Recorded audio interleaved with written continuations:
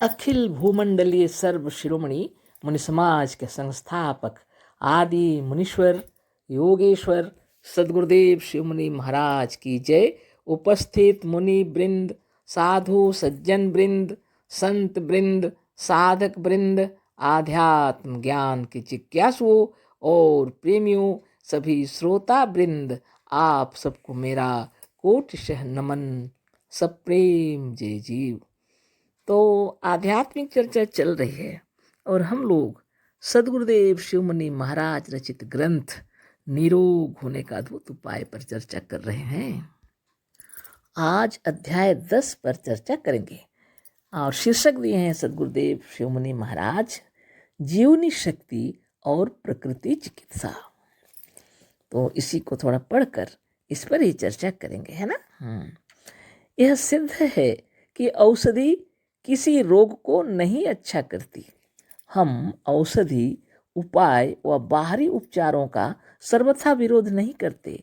कभी कभी जीवनी शक्ति की थोड़ी सी सहायता करने के लिए कुछ औषधियों और उपायों की आवश्यकता पड़ जाती है, पर ऐसा करने के लिए जब अंतरात्मा कहे तभी ऐसा करना चाहिए और उसी जानी हुई या अनुभव की हुई जड़ी बूटियों का प्रयोग करना चाहिए, जैसे आप जानते हैं, जिसे आप जानते हैं और जिसके लिए अंतरात्मा साफ साफ कह रही है। नहीं तो इसे जान लीजिए कि औषधि पर भरोसा करना और बराबर औषधि खाना व्यर्थ ही नहीं, बहुत ही हानिकारक है। तो जीवनी शक्ति और प्रकृति चिकित्सा, इस पर गुरुदेव बतला रहे हैं कि यह सिद्ध है कि औषधि किसी रोग को नहीं अच्छा करती। यह सिद्ध है, बोल रहे हैं, प्रमाणित है कि औषधि किसी रोग को अच्छा नहीं करती। फिर भी सदगुरुदेव बता रहे हैं, हम औषधि उपाय व बाहरी उपचारों का सर्वथा विरोध नहीं करते। तो सदगुरुदेव को तो कोई औषधि की आवश्यकता नहीं पड़ती थी लेकिन हम लोगों के लिए उन्होंने लिखा है ना, बताया है ना, ताकि हम लोग का मनोबल कभी कम ना हो जाए। बहुत बड़ी बात है ना। सदगुरुदेव कह रहे हैं कि हम औषधि और उपाय या बाहरी उपचारों का सर्वथा विरोध नहीं करते। कभी कभी जीवनी शक्ति की थोड़ी सी सहायता करने के लिए कुछ औषधियों और उपायों की आवश्यकता पड़ जाती है, पर ऐसा करने के लिए जब अंतरात्मा कहे तभी ऐसा करना चाहिए और उसी जानी हुई या अनुभव की हुई जड़ी बूटियों का प्रयोग करना चाहिए, जिसे आप जानते हैं और जिसके लिए अंतरात्मा साफ साफ कह रही हो। नहीं तो इसे जान लीजिए कि औषधि पर भरोसा करना और बराबर औषधि खाना व्यर्थ ही नहीं, बहुत ही हानिकारक है। कभी कभी आवश्यकता पड़े तो थोड़ा बाहरी उपाय या तो उपचार के लिए कुछ औषधि, इस सब का सहारा ले सकते हैं, बोल रहे हैं। लेकिन ठीक से समझ लीजिए, यह जड़ी बूटी जो आप अपने अनुभव की चीज़ है और जानते हैं, जो उसी औषधि का प्रयोग करें और नहीं तो बराबर औषधि खाना व्यर्थ ही नहीं, बहुत ही हानिकारक है, बता रहे हैं ना। आगे देखिए क्या बताते हैं हमारे सदगुरु, है ना। डरने, क्रोध करने और अधिक विषयोपभोग आदि से शरीर में ऐसे विष के अणु अधिक हो जाते हैं जिन्हें जीवनी शक्ति भीतर नहीं रखना चाहती। जब हम लोग डर जाते हैं या क्रोध करते हैं या अधिक विषयोपभोग आदि से शरीर के विष के अणु अधिक हो जाते हैं जिन्हें जीवनी शक्ति भीतर नहीं रखना चाहती। तो जितने जो कार्यक्रम हमारे शरीर में होते हैं, तो जीवनी शक्ति के साथ साथ ये विष के अणु भी इसके अंदर रहते हैं, है ना। ये डरने से या क्रोध करने से या अधिक विषयोपभोग आदि से शरीर में ऐसे विष के अणु अधिक हो जाते हैं जिन्हें जीवनी शक्ति भीतर नहीं रखना चाहती। कैसे रखेगी? विष को तो बाहर निकालना पड़ेगा ना। जीवनी शक्ति उन्हें बाहर निकालना चाहती है। गुरुदेव बतला रहे हैं, अजीर्ण अर्थात बिना पचे हुए विष के अणुओं को निकालने के लिए शरीर में अनेक मार्ग हैं। तो अजीर्ण है, जो पचे नहीं हैं, वो ऐसे विष के अणु जो हैं उनको निकालने के लिए शरीर में अनेक मार्ग हैं। गुरुदेव बतला रहे हैं, जैसे आंसू के रूप में आँख से, कुछ विषाणु आंसू के रूप में आँख से निकलेंगे, है ना। कफ के रूप में नाक और मुंह से, यदि कफ हो गया है या जुकाम सर्दी जो कुछ है तो कफ के रूप में नाक से मुंह से निकलेंगे, है ना। और खूंट के रूप में कान से, कान के अंदर मैल निकलते हैं खूंट के रूप में। तो इस तरह की बातें गुरुदेव बतला रहे हैं। और मल के रूप में गुदा से, मल द्वार से मल निकल जाएगा। पसीने के रूप में सारे शरीर के रोम छिद्रों से, हमारे शरीर में जितने रोम छिद्र हैं उनसे पसीना निकलते रहता है। ये भी शरीर के विषाणुओं को बाहर निकालने के लिए ही है ना। पेशाब के रूप में जननेंद्रिय से, है ना, और मूत्र के रूप में मूत्रेंद्रिय से निकल जाएंगे। तथा वायु और गैस के रूप में श्वास आदि से, और वायु और गैस जब निकलते हैं तो श्वास आदि से निकल जाएंगे, या तो गुदा स्थान से भी निकल जाएंगे, है ना। तो इस तरह की बात हो रही है। इसी तरह के अनेक साधन और अनेक मार्ग हैं, इसी तरह के अनेक साधन हैं, अनेक मार्ग हैं। पूर्वोक्त मार्गों से जब शरीर की जीवनी शक्ति विषों को नहीं निकाल सकती है तो शरीर के भीतर जिस जगह पर वह विष रहता है वहीं पर शरीर के वैसे तमाम विषों को जीवनी शक्ति इकट्ठी कर देती है। तो इस तरह से जितने जो हमारे शरीर के विषाणु हैं, निकलने के जितने मार्ग हैं, इससे भी और भी अनेक भाग हैं। जैसे कभी क्या होता है, कभी उल्टी हो जाती है ना, उससे भी निकल जाएंगे। हाही आते हैं, छींक आते हैं, तरह तरह की जो है शरीर में कार्य चलते रहते हैं ना। तो सद्गुरुदेव का कहना है ये जो विष अगर शरीर से जीवनी शक्ति निकाल नहीं पाती है तब शरीर के अंदर में ही वो जगह पर कहीं एक जगह इकट्ठे कर देते हैं। अब मान लीजिए कि कोई शरीर से कमजोर है और घर की सफाई कर रहा है तो हर समय चारों ओर साफ सुथरा करके बाहर निकालने नहीं सका तो एक जगह जमा कर दिया, घर के अंदर कहीं इकट्ठे कर दिए। तब कोई शक्तिशाली कोई व्यक्ति आए तो उसको उठा के बाहर फेंक दिए, है ना।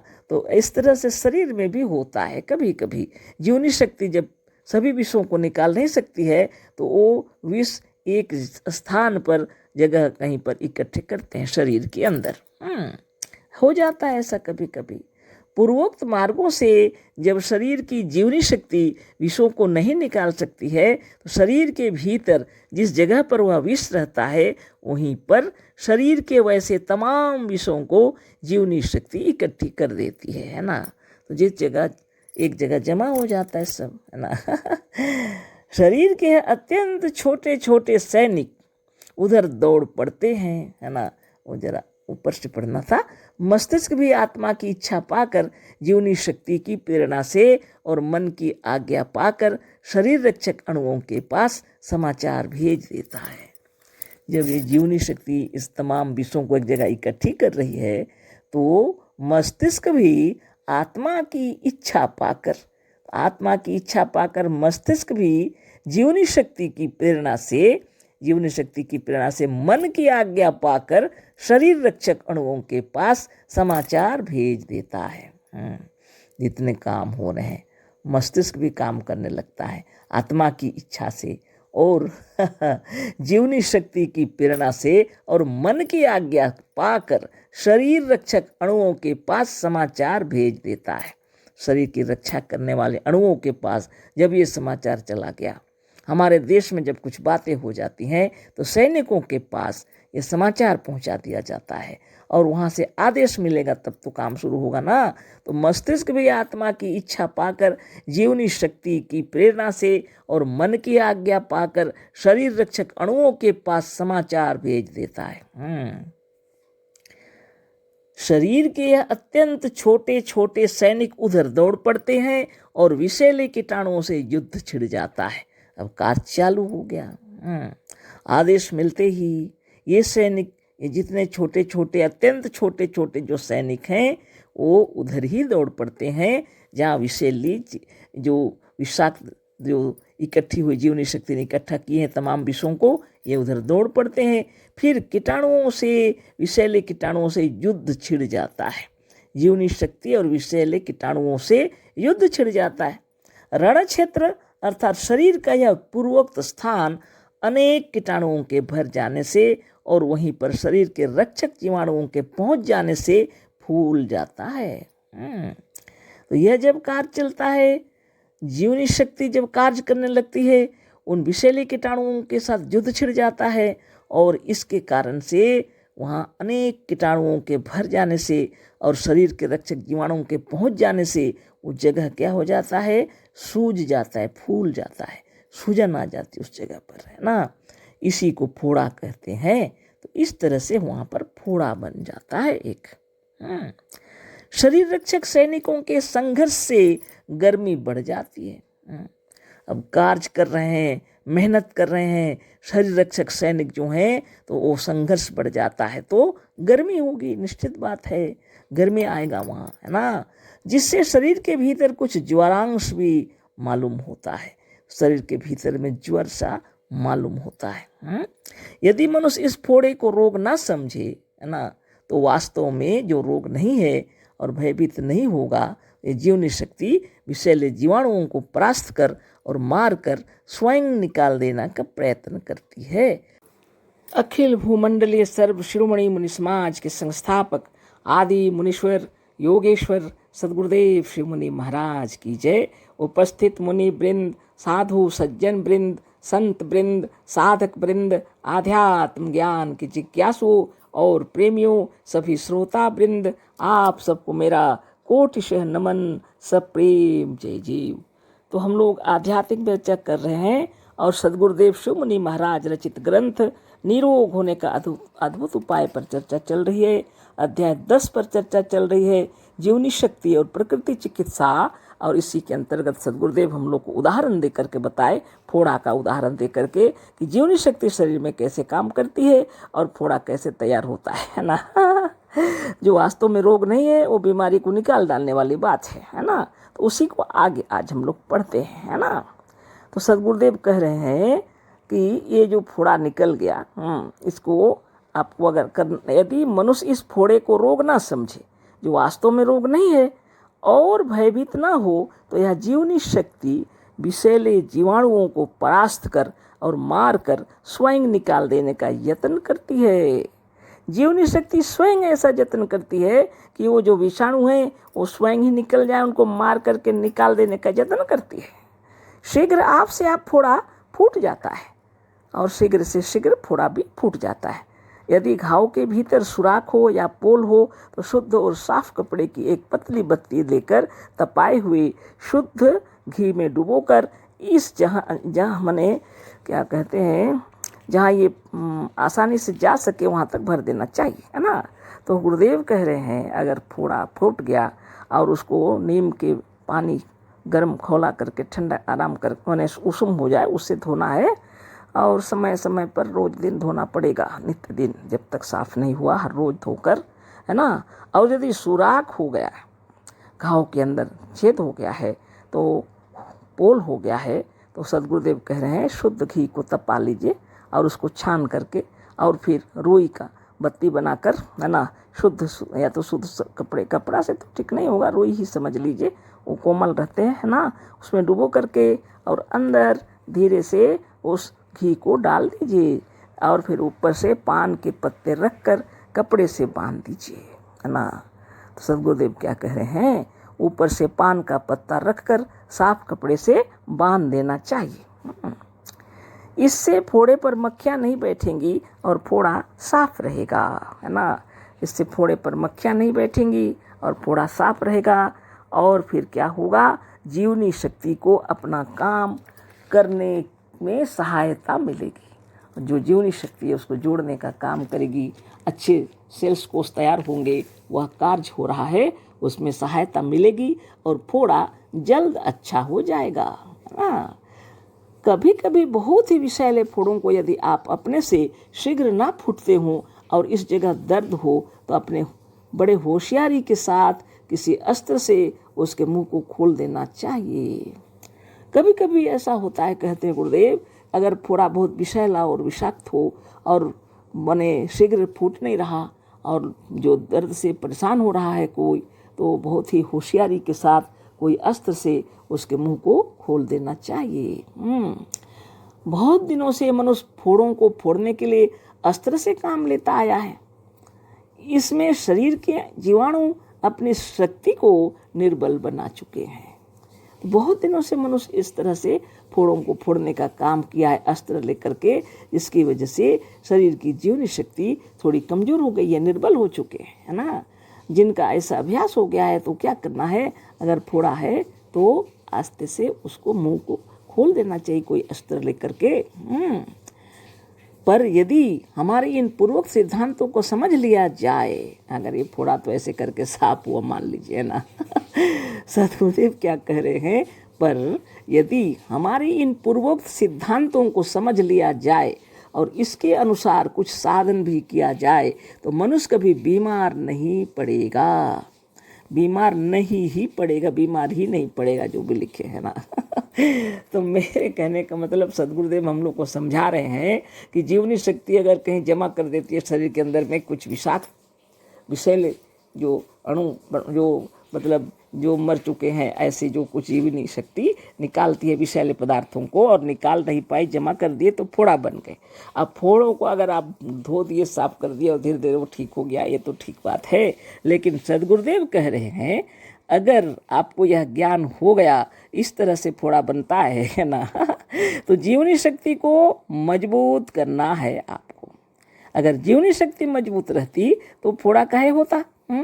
वो तो साफ सुथरा करके सब निकाल देता सब मैलों को पहले ही। इतने सारे मार्ग हैं, है ना, इन मार्गों से जब निकल नहीं सका ये जो विषाक्त तत्व, तब उसको एक जगह जमा कर दिए हैं।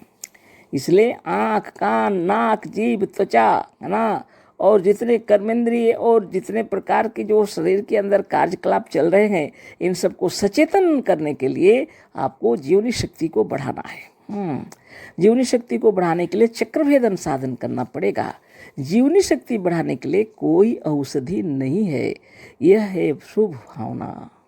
आपके हृदय में यह सच्चा ज्ञान हो जाना चाहिए कि हमारे शरीर की सफाई हो रही है, उसी को सदगुरुदेव बता रहे हैं।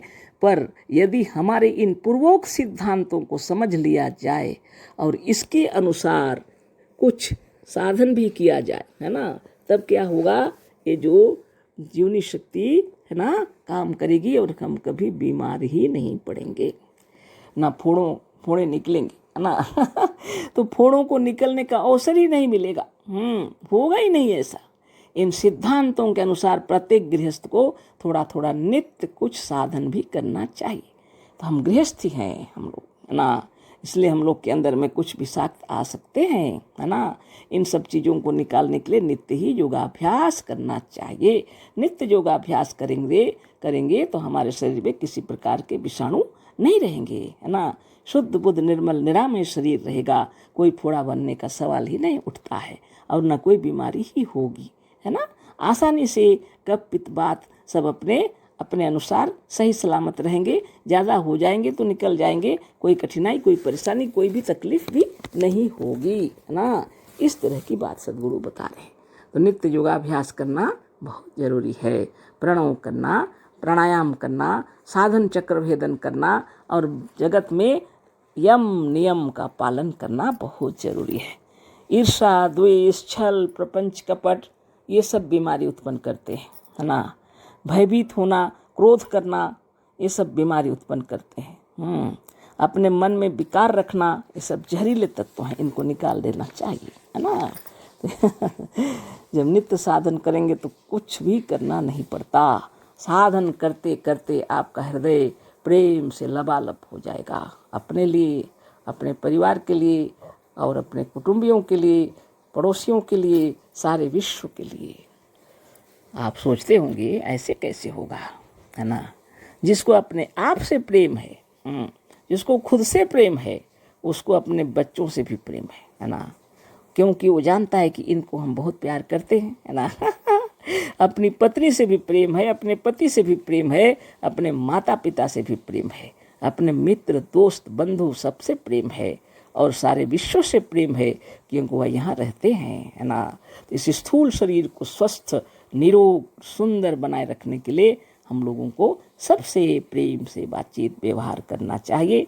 नित्य सवेरे उठ करके योगाभ्यास करना चाहिए और शारीरिक मानसिक बौद्धिक परिश्रम के द्वारा सच्चाई और ईमानदारी से धनोपार्जन करना चाहिए, जिससे अपना भी कल्याण हो और दूसरे का भी उपकार हो, है ना, और जगत का भी कल्याण हो, है ना। तो इसके लिए शरीर को स्वस्थ रखना बहुत जरूरी है और धन की आवश्यकता निश्चित पड़ती है।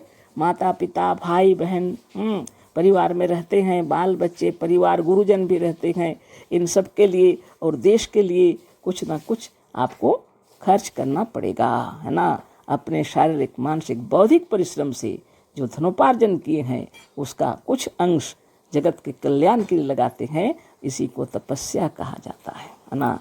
इसी को तपस्या कहते हैं। यह सिद्ध आत्माओं के अंदर में ऐसी प्रवृत्ति उत्पन्न होती है जो जगत के कल्याण करने की बात सोचते हैं, है ना। तो पूर्वोक्त रीति से अगर हमें यह ज्ञान हो गया कि ये जो जीवनी शक्ति कार्य कर रही है और अगर हम इसमें कुछ निरंतर साधन ध्यान तपस्या करते रहेंगे तो हमें कोई परेशानी नहीं होगी। सद्गुरुदेव कह रहे हैं आगे, सिद्धांत को केवल समझ लेने से पूरा काम नहीं चल सकता। साधन से मनोबल बढ़ता है और मनोबल के बढ़ने से हृदय में विश्वास होता है और विश्वास से जीवनी शक्ति बहुत ही तेज और बलवती हो जाती है। जीवनी शक्ति कैसे बढ़ती है बताइए। साधन से मनोबल बढ़ता है और मनोबल के बढ़ने से हृदय में विश्वास होता है ना, और विश्वास से जीवनी शक्ति बहुत ही तेज और बलवती हो जाती है। जब गुरुदेव के सिद्धांत को समझ लिए तो आपको साधन करना पड़ेगा। साधन करने से आपका मनोबल बढ़ेगा और मनोबल बढ़ने से आपको इस साधन पर भी विश्वास हो जाएगा। हृदय में एक दृढ़ संकल्प हो जाएगा कि हम यह साधन कर रहे हैं तो इस शरीर को किसी प्रकार की बीमारी हो ही नहीं सकती, है ना। अगर आप कैंसर के मरीज हो गए कैंसर के तो भी आप साधन करेंगे तो आपके हृदय में दृढ़ विश्वास है कि इस साधन को करते ही, इस प्रणव के प्राणायाम के जाप करते ही उस जगह के जितने जो खराब हो गए सेल्स कोष निर्मित होने लगेंगे, है ना। ये भावना जब आप हृदय में बढ़ जाती है उसको कहते हैं जीवनी शक्ति। इसको कोई औषधि से नहीं बढ़ाया जा सकता। इसमें हृदय के अंदर में विश्वास दृढ़ संकल्प में आ जाता है तो शरीर स्वस्थ होने लगता है ना।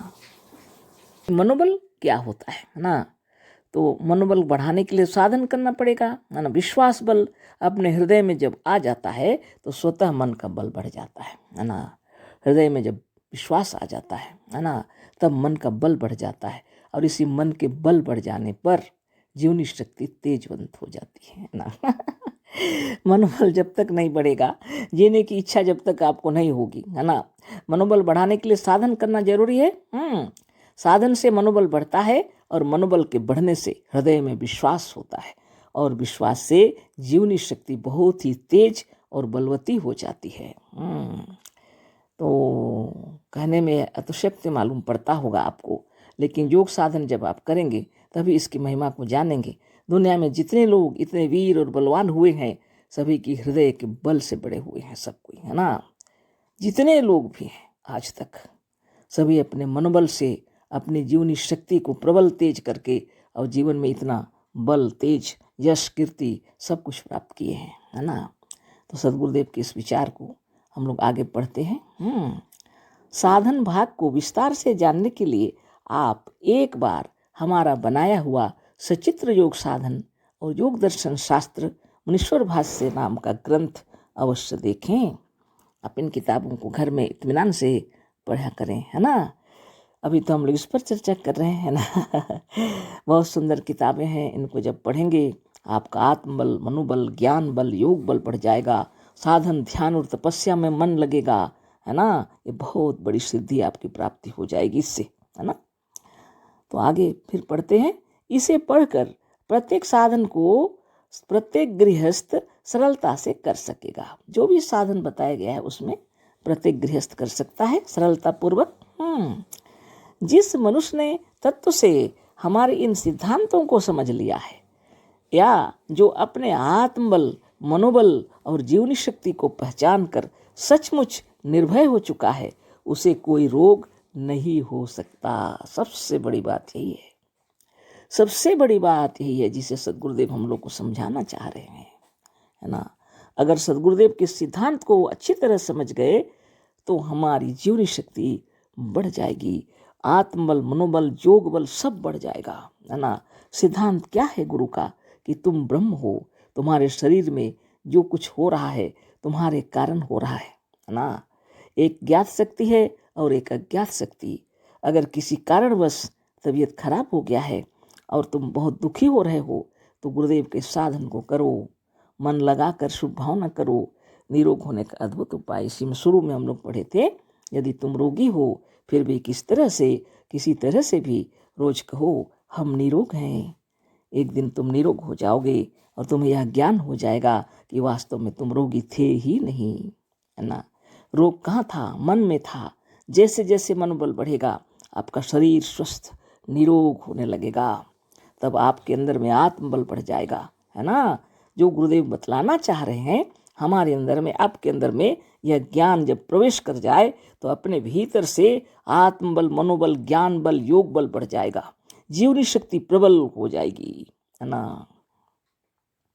वास्तव में रोग नाम की कोई वस्तु नहीं है, ये आपको समझ में आ जाएगा, है ना।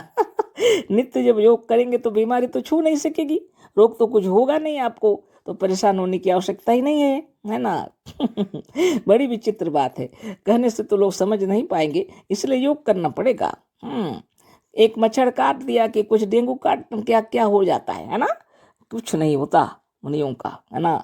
आपके शरीर में इतनी प्रबल शक्ति है उस बीमारी को घुसने ही नहीं देगा, बाहर निकाल देगा। इसलिए आप सवेरे सवेरे उठकर नित्य दिन योगाभ्यास कीजिए। ब्रह्मांड में कहीं भी घूमिए, कहीं भी जाइए, कुछ आपको तकलीफ नहीं होगी, लेकिन आपको योगाभ्यास करना है।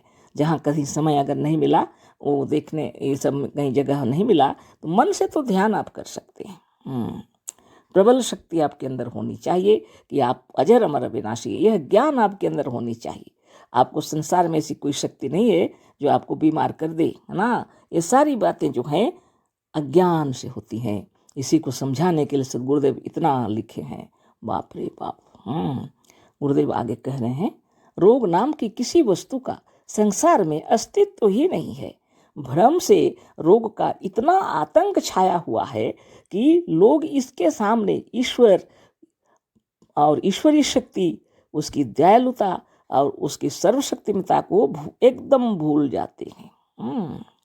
सब कहते हैं कि तेरी सत्ता के बिना पत्ता भी हिलता नहीं। बड़ी बड़ी भाषण देते हैं लोग, है ना।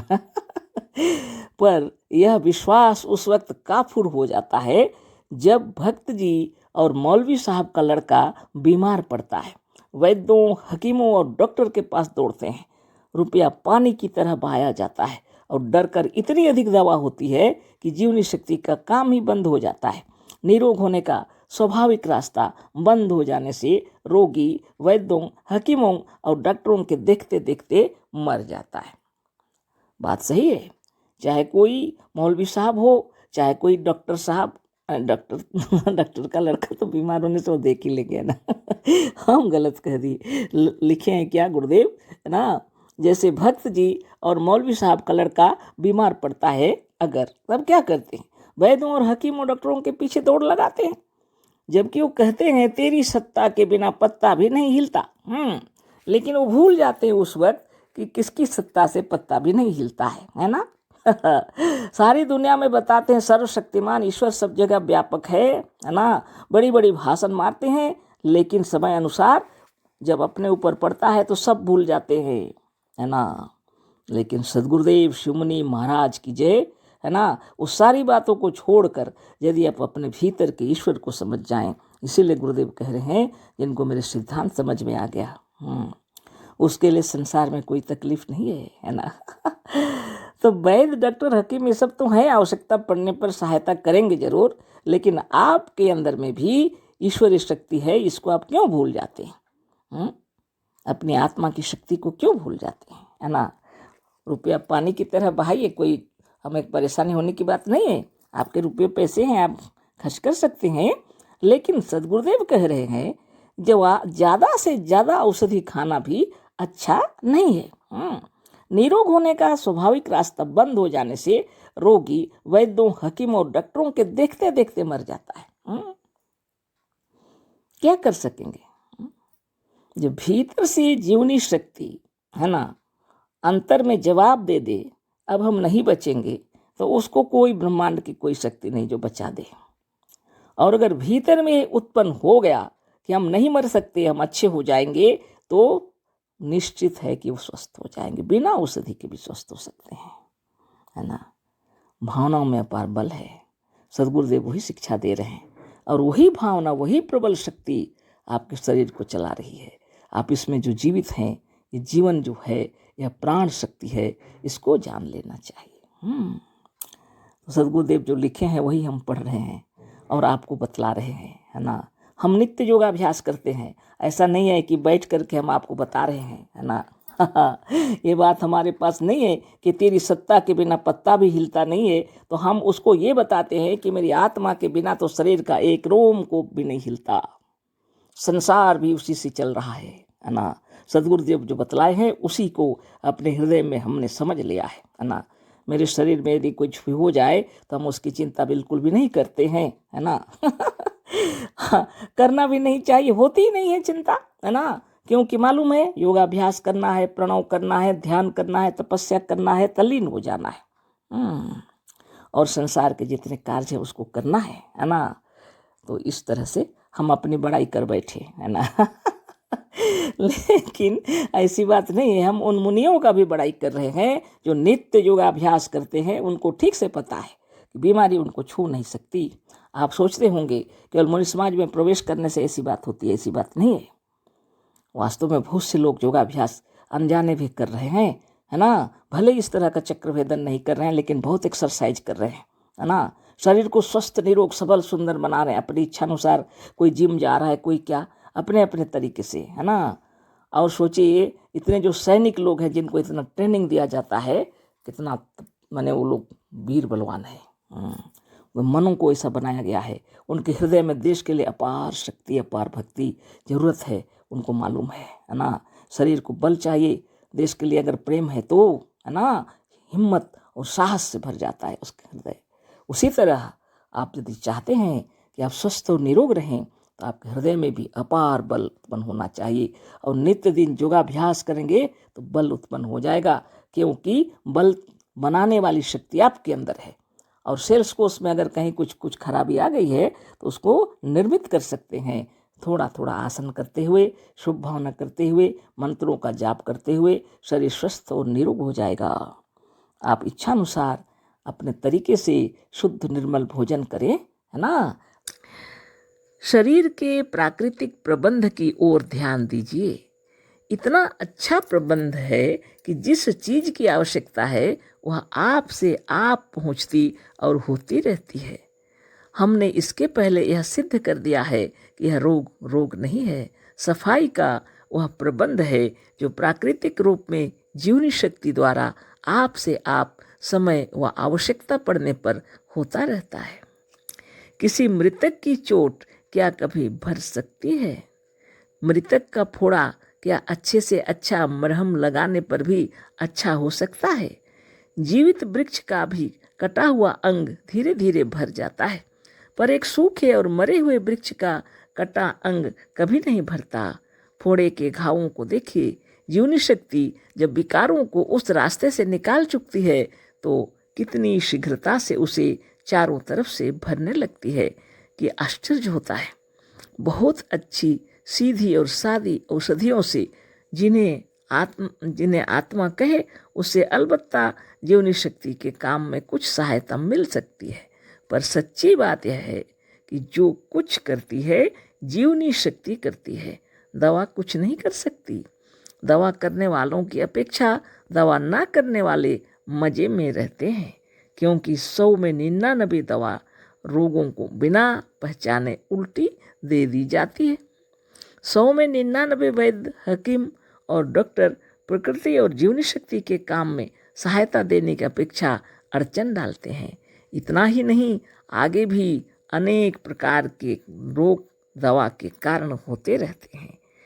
केवल एक ग्रेन क्विनाइन 100 भी 3 बार देकर हमने सैकड़ों का जाड़ा बुखार अच्छा कर दिया है। पर बहुत से डॉक्टरों ने भारत ऐसे गर्म देश, गर्म स्वभाव वाले को भी 3 बार करके 18 ग्रेन कुनाइन दे दिया है।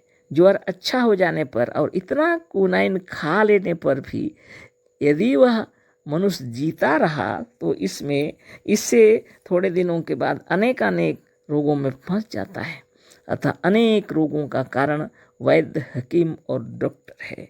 विचार करने की बात यह है कि कौओं में कोई वैद्य, हकीम और डॉक्टर नहीं है। यही कारण है कि इनमें रोगी भी नहीं देखे जाते। कौओं का हॉस्पिटल कहीं नहीं है, अतः कहीं के कौए रोगी नहीं है। मनुष्यों में ज्यों ज्यों वैद्य, हकीम और डॉक्टर बढ़ते गए त्यों त्यों रोग भी बढ़ता गया। सद्गुरुदेव शिवमुनि महाराज की जय। तो शरीर के प्राकृतिक प्रबंध की ओर ध्यान दीजिए, कह रहे हैं गुरुदेव। हमारे शरीर की रचना करने वाले आत्मदेव ने इसमें ऐसी व्यवस्था कर दी है कि शरीर का आप से आप निर्माण होते रहना निश्चित है। बराबर सेल्स कोष बिगड़ते रहते हैं, बराबर नए नए सेल्स कोष बनते रहते हैं, नित्य नए तरीके से निर्माण होते रहता है ना। बचपन से लेकर के कुछ उम्र तक खूब सेल्स कोष नए नए बनते रहते हैं। और उम्र जब ज़्यादा होने लगती है तो सेल्स कोष बनने वाले थोड़े कम हो जाते हैं, बिगड़ने वाले ज़्यादा हो जाते हैं ना। सद्गुरुदेव के रीति नीति से अगर योग साधन किया जाए तो शरीर स्वस्थ ही रहेगा। लेकिन इसमें दृढ़ संकल्प की आवश्यकता है। बहुत सहजता से सद्गुरुदेव कह रहे हैं, शरीर के प्राकृतिक प्रबंध की ओर ध्यान दीजिए। इतना अच्छा प्रबंध है कि जिस चीज़ की आवश्यकता है वह आपसे आप पहुंचती और होती रहती है ना। देखिए, हम लोग जो श्वास ले रहे हैं ना, अखिल विश्व ब्रह्मांड का जो भी तत्व आत्मदेव की आवश्यकता है श्वास के मार्ग से आ जाता है। पानी पी रहे हैं, भोजन कर रहे हैं, इस सब से। और हम लोग जहाँ कभी हैं तो आकाश, अग्नि, जल, वायु और मिट्टी का संतुलन शरीर में बनाए रखने के लिए आत्मदेव ने ऐसी व्यवस्था की हुई कि भूख लगने पर हम लोग भोजन करते हैं, प्यास लगने पर पानी पीते हैं, जैसी इच्छा होती है रुचि अनुसार हम लोग को भोजन भी कर लेना चाहिए, है ना। तो रुचि अनुसार बोल देने से लोग समझ नहीं पाएंगे अभी, इसलिए योग करना बहुत जरूरी है। कितनों को तो मालूम पड़ेगा कि क्या बताऊं, शराब पीना भी रुचि है बोलेंगे वो, है ना। ये सब गड़बड़ हो जाएगा। तो सद्गुरुदेव जो प्रकृति का प्रबंध बता रहे हैं वो हमारे भीतर से आती है ना। शरीर के अंदर पानी का जरूरत पड़ जाए तो प्यास लगेगी, है ना। आवश्यकता पड़ेगा भोजन, ईंधन की आवश्यकता पड़ेगी, शरीर को पावर तो जरूरत पड़ता है ना चलाने के लिए, तब भोजन की इच्छा होगी। फल, दूध, अन्न, कंद मूल ये सब जरूर अच्छे ढंग से खा लेना चाहिए, जो पसंद आए, है ना। तो बात है ऐसी, है ना। तो गुरुदेव कह रहे हैं कि प्रकृति जो है शरीर की ऐसी प्रबंध है इसका कि आप से आप वह चीज़ें आ जाती हैं, पहुंचती रहती हैं, है ना। हमने इसके पहले यह सिद्ध कर दिया है कि यह रोग नहीं है, सफाई का वह प्रबंध है जो प्राकृतिक रूप में जीवनी शक्ति द्वारा आपसे आप समय व आवश्यकता पड़ने पर होता रहता है। अब हम लोग भोजन कर लिए, उसका जितना ज़रूरत है वो सब सडरस भोजन के अंदर से तैयार होकर के निकल गए, और जो व्यर्थ की चीज़ है उनको तो निकाल फेंकना पड़ेगा ना। ये सारे प्रबंध तो शरीर में हो रहे हैं, हम लोग को कुछ करना नहीं पड़ता। नियमित योगासन करते रहिए, है ना। आप देखिए अपना शरीर कैसा स्वस्थ हो जाता है ना। शरीर के अंदर भी अपने आप निर्माण का कार्य चलते रहता है, लेकिन हम लोग बाधा देते हैं उसको, है ना। अब देखिए गुरुदेव की बातों को लेकर के चलें, है ना। हमें तो यही अच्छा लगता है। इसके पहले हम यह सिद्ध कर चुके हैं कि रोग नहीं है बोल रहे हैं, यह तो शरीर की सफाई है। तो कफ, पित्त और वात से शरीर चल रहा है। आत्मदेव ने इस शरीर को चलाने के लिए स्थूल शरीर धरते साथ कफ, पित्त और वात त्रिशूलधारी जिसको बोलते हैं, है ना। त्रिशूल इसलिए कहा जाता है कि 3 शूल, कफ ज़्यादा हो जाए तो पीड़ा महसूस होगी, पित्त ज़्यादा हो जाए तो पीड़ा महसूस होगी, वात ज़्यादा हो जाए तो पीड़ा महसूस होगी। और ये तीनों कफ, पित्त और वात जिनके अपने हाथ में होते हैं, किनकी, योगियों के, है ना। ऐसे लोग हैं, देखिए बनाते हैं कितना सुंदर। हाँ, अब देवाधिदेव महादेव, है ना, भगवान शिव के हाथों में भी त्रिशूल शोभा दे रहा। उनके सामने त्रिशूल गड़ा हुआ है, उनके हाथ में है, मतलब उनके अपने वश में है, उनके अपने अधिकार में है। कप पित्त और बात अपने अधिकार में है उनके, है ना। और ये पंच तत्व से बना यह शरीर भी उनके अधिकार में है, बिल्कुल, है ना। अद्भुत, बहुत सुंदर, है ना। तो क्या करना है आपको? नित्य दिन योगाभ्यास करना है। सारी दुनिया से हटकर अपने भीतर प्रवेश करने की बात ऋषि मुनियों ने बतलाई, तो लोग घर द्वार छोड़कर बाहर का गुफाओं में चले गए। बहुत विचित्र बात है। परिवार छोड़ छोड़ के लोग बाहर जाते हैं भगवान का दर्शन करने के लिए। आपकी मर्जी, मगर हम बता रहे हैं गुरुदेव की वाणी, यह कुछ भी करना नहीं पड़ता। शरीर के निर्माण ही ऐसी किए हैं आत्मदेव ने कि अपने शरीर की सफाई भी होती रहती है अपने आप, है ना। अच्छा भोजन कीजिए और पानी पीजिए, अपना जब इच्छा हो अच्छे ढंग से रहिए, आपका सब शरीर स्वस्थ रहेगा, कोई विकार रहेगा ही नहीं शरीर में, है ना। हमेशा प्रणव, ध्यान, तपस्या नियम अनुसार कीजिए, तो कफ पित्त बात भी ठीक रहेंगे, है ना। सब कुछ ठीक रहेगा, है ना। तो मेरे कहने का मतलब गुरुदेव बतला रहे हैं, ये जो जीवनी शक्ति है यही शरीर को अच्छा करती है, और ये जीवनी शक्ति ही शरीर के अंदर में विद्यमान है हमेशा, है ना। ये प्रकृति का प्रबंध है, सफाई का कार्य हो रहा है। जो गंदगी है उसको तो निकाल फेंकेंगे, हमेशा निकाल फेंकेंगे। श्वास प्रश्वास चल रहा है, आप बताइए, कार्बन डाइऑक्साइड गैस निकल कर चला जाता है, यानी शरीर के अंदर घूम करके, और उसमें से जो विकार है उसको ले करके ये कार्बन डाइऑक्साइड गैस के रूप में बाहर विकार सब चला जा रहा है, और ऑक्सीजन के रूप में प्राण शक्ति उसको लेकर के आ रही है। हमारे शरीर के भीतर में यह प्रतिक्रिया देखिए, प्राण शक्ति के आने पर हमारे फेफड़े में कुछ ऐसे माने तैयारी है, सेल्स कोश जिसको बोलते हैं, वो इस प्रकार बने हुए हैं जो कि ऑक्सीजन को जज्ब कर लेते हैं और बेकार की चीज़ों को नहीं, है ना। और ये ऑक्सीजन जब आते हैं हमारे फेफड़े के अंदर तो रक्त तैयार हो जाता है ना, प्राण के साथ मिलकर, है ना। प्राण न रहे तो कैसे तैयार होगा खून? नहीं तैयार होगा। बहुत सुंदर तरीके से समझा रहे हैं सदगुरुदेव, और बारंबार समझा रहे हैं जीवनी शक्ति की महिमा। और आप सोचते होंगे, ऊब जाते होंगे शायद, हम ज़्यादा इसको देर लगा देते हैं बताते बताते, लेकिन धैर्य रखिए। सदगुरुदेव जो लेखनी लिखे हैं, है ना, वो चाहते हैं उनकी बातों को हम लोग समझ जाएं, इसलिए अनेक उदाहरण पेश करके अच्छे तरीके से बता रहे हैं कि हमारी हृदय के अंदर ये विचार उत्पन्न हो जाना चाहिए कि जीवनी शक्ति सर्वश्रेष्ठ है ना। जीवनी शक्ति सर्वश्रेष्ठ है, औषधियाँ साधारणता उसकी सहायता करती हैं, तो विशेष आवश्यकता पड़ने पर दवाई लेनी चाहिए, नहीं तो जरूरी नहीं पड़ता है ना। ये समझा रहे हैं सदगुरुदेव, उसके लिए इतना ही सुंदर सुंदर उदाहरण दे के समझा रहे हैं, तो मन को शांत रख के सुनना ही पड़ेगा। हम चाहते तो इसको छोड़ देते इस पाठ को और आगे छलांग लगा के पढ़ सकते थे, लेकिन मेरी ऐसी इच्छा नहीं है। हम चाहते हैं कि सदगुरुदेव जो शिक्षा दे रहे हैं उसको ध्यान से सुनिए, आपके हृदय के अंदर में ये विचार उत्पन्न हो जाएगा जो सदगुरुदेव चाह रहे हैं कि जीवनी शक्ति की महिमा आप समझ जाएं, है ना। जब आप जीवनी शक्ति की महिमा समझ जाएंगे तो शरीर के अंदर कोई विकार नहीं रहेगा, सारे विकार साफ करने की शक्ति आपके अंदर है। इस बात को समझा रहे हैं गुरुदेव। हाँ, औषधियाँ हैं जो वो सबको हम समय अनुसार ले लेते हैं, आवश्यकता पड़े तो, है ना। अगर दुर्घटना घट गई, कहीं चोट लग गई, कहीं हड्डी टूट गई, कुछ ऐसी ऐसी बातें हो जाएं, तो निश्चित रूप से हॉस्पिटल जाना पड़ेगा। निश्चित रूप से एक अच्छे डॉक्टर के पास जाना पड़ेगा, है ना।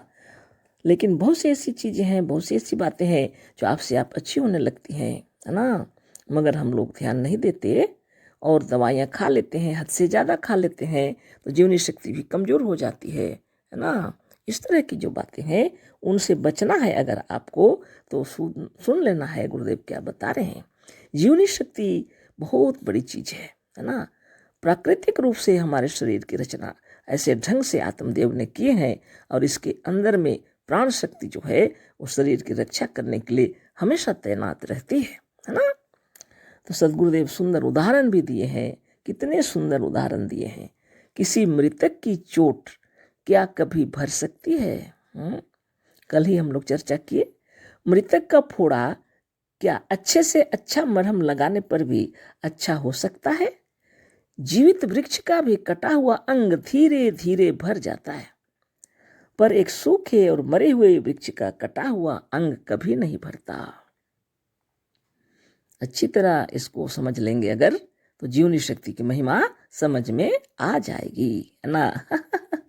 जीवित शरीर के चोट हैं, फोड़े हैं, घाव हैं, जो भी बीमारी है वो अच्छी हो जाती है औषधि से, है ना। लेकिन औषधि से कब अच्छी होती है? जब उसमें प्राण मौजूद हो।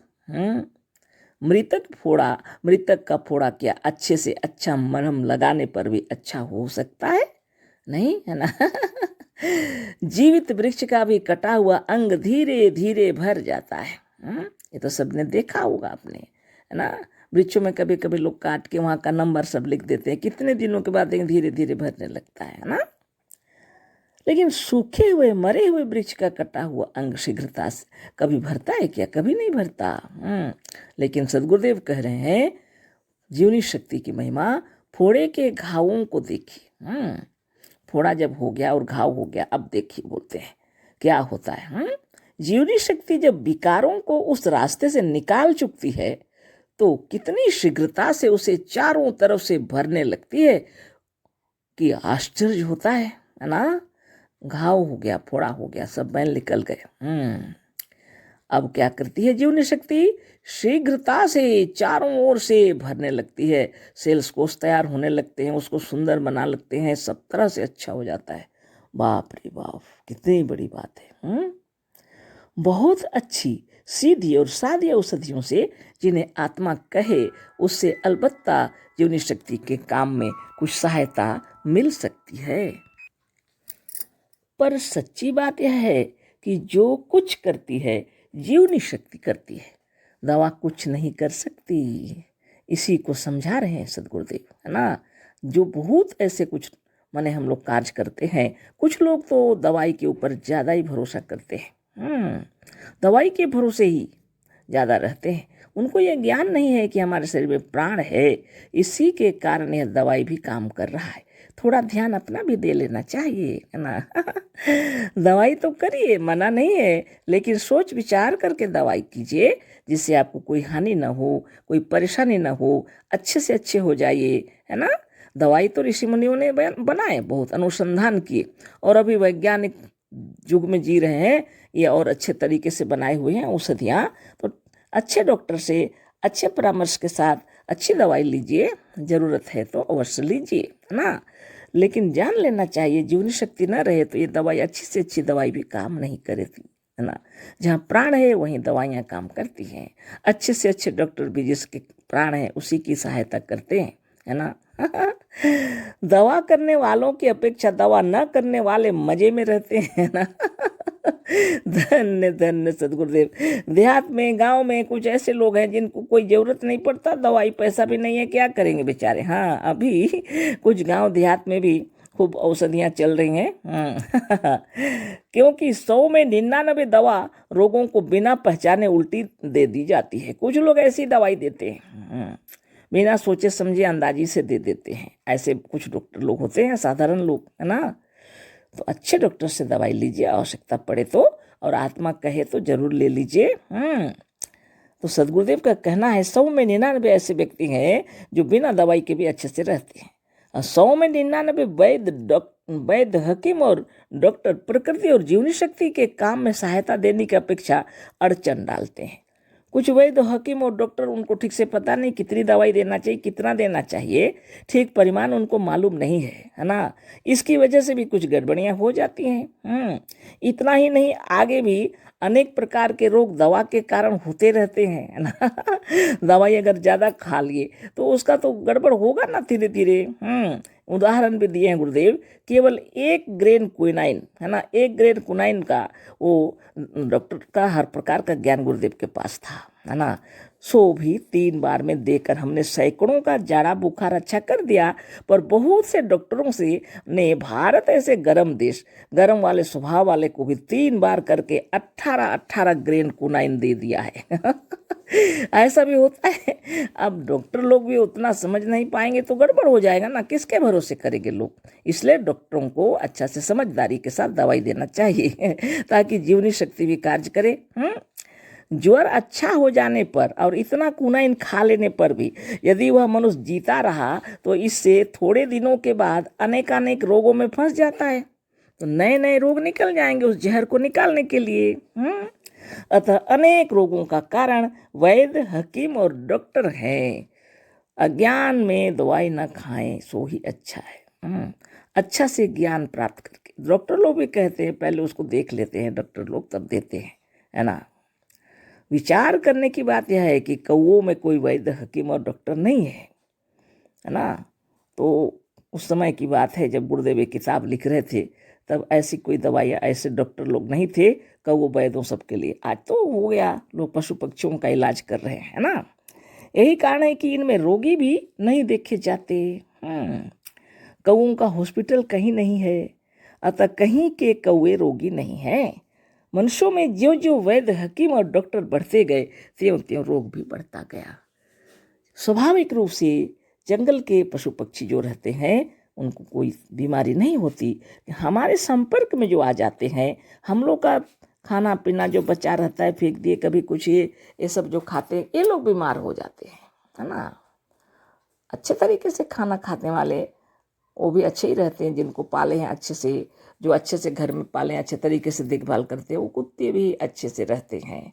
उनका भी शरीर स्वस्थ रहता है, बलवान रहते हैं, बुद्धिमान रहते हैं। बुद्धिमान रहते हुए भी गांव में क्या, शहरों में भी इसे जो भटक रहे हैं कुत्ते लोग, बेचारे को खाना नहीं, कुछ नहीं, हजारों बीमारियां उनके अंदर में आ जाती हैं। फेंका हुआ और जो कुछ भी वो खा लेते हैं, है ना। इसलिए खाना पीना और ये सब ध्यान से योगी लोग को करना चाहिए, है ना। खाना पीना ध्यान से, साधन ध्यान तपस्या भी अच्छा से, और अपने शरीर के सारे विकारों को दूर करते रहने के लिए सद्गुरुदेव जो साधन बताए हैं, ये सबसे उत्तम कोटि का है। और ये तो अनुभवजन्य ज्ञान होता है, मेरे कहने से आप थोड़ी करेंगे, है ना। आप रोज साधन करके देखिए, चक्र भेदन साधन करके देखिए, आपको खुद मालूम हो जाएगा, है ना। तो ऐसी बातें हैं, है ना। तो मेरे कहने का मतलब यह है कि सद्गुरुदेव हम लोग को ये ज्ञान देना चाह रहे हैं कि जीवनी शक्ति की महिमा सर्वश्रेष्ठ है। आप अपने आप में तल्लीन होकर के ध्यान लगा करके आपको ध्यान करते रहना चाहिए। हम केवल उन्हीं वैद्यों और डॉक्टरों को नहीं कहते जो बीमारी को बढ़ा देते हैं। जो बीमारी को अच्छा कर देते हैं वह भी मनुष्य का अपकार ही करते हैं, क्योंकि यह अपनी दवा की शक्ति से सफाई के कार्य को सफाई हो जाने के कुछ दिन पहले ही बंद कर देते हैं। इससे कुछ दिनों, महीनों या वर्षों के बाद वही या कोई दूसरा रोग वहीं या किसी दूसरे अंग में बहुत ही दुखदाई और भयंकर रूप धारण करके आता है। बड़ी विचित्र बात है।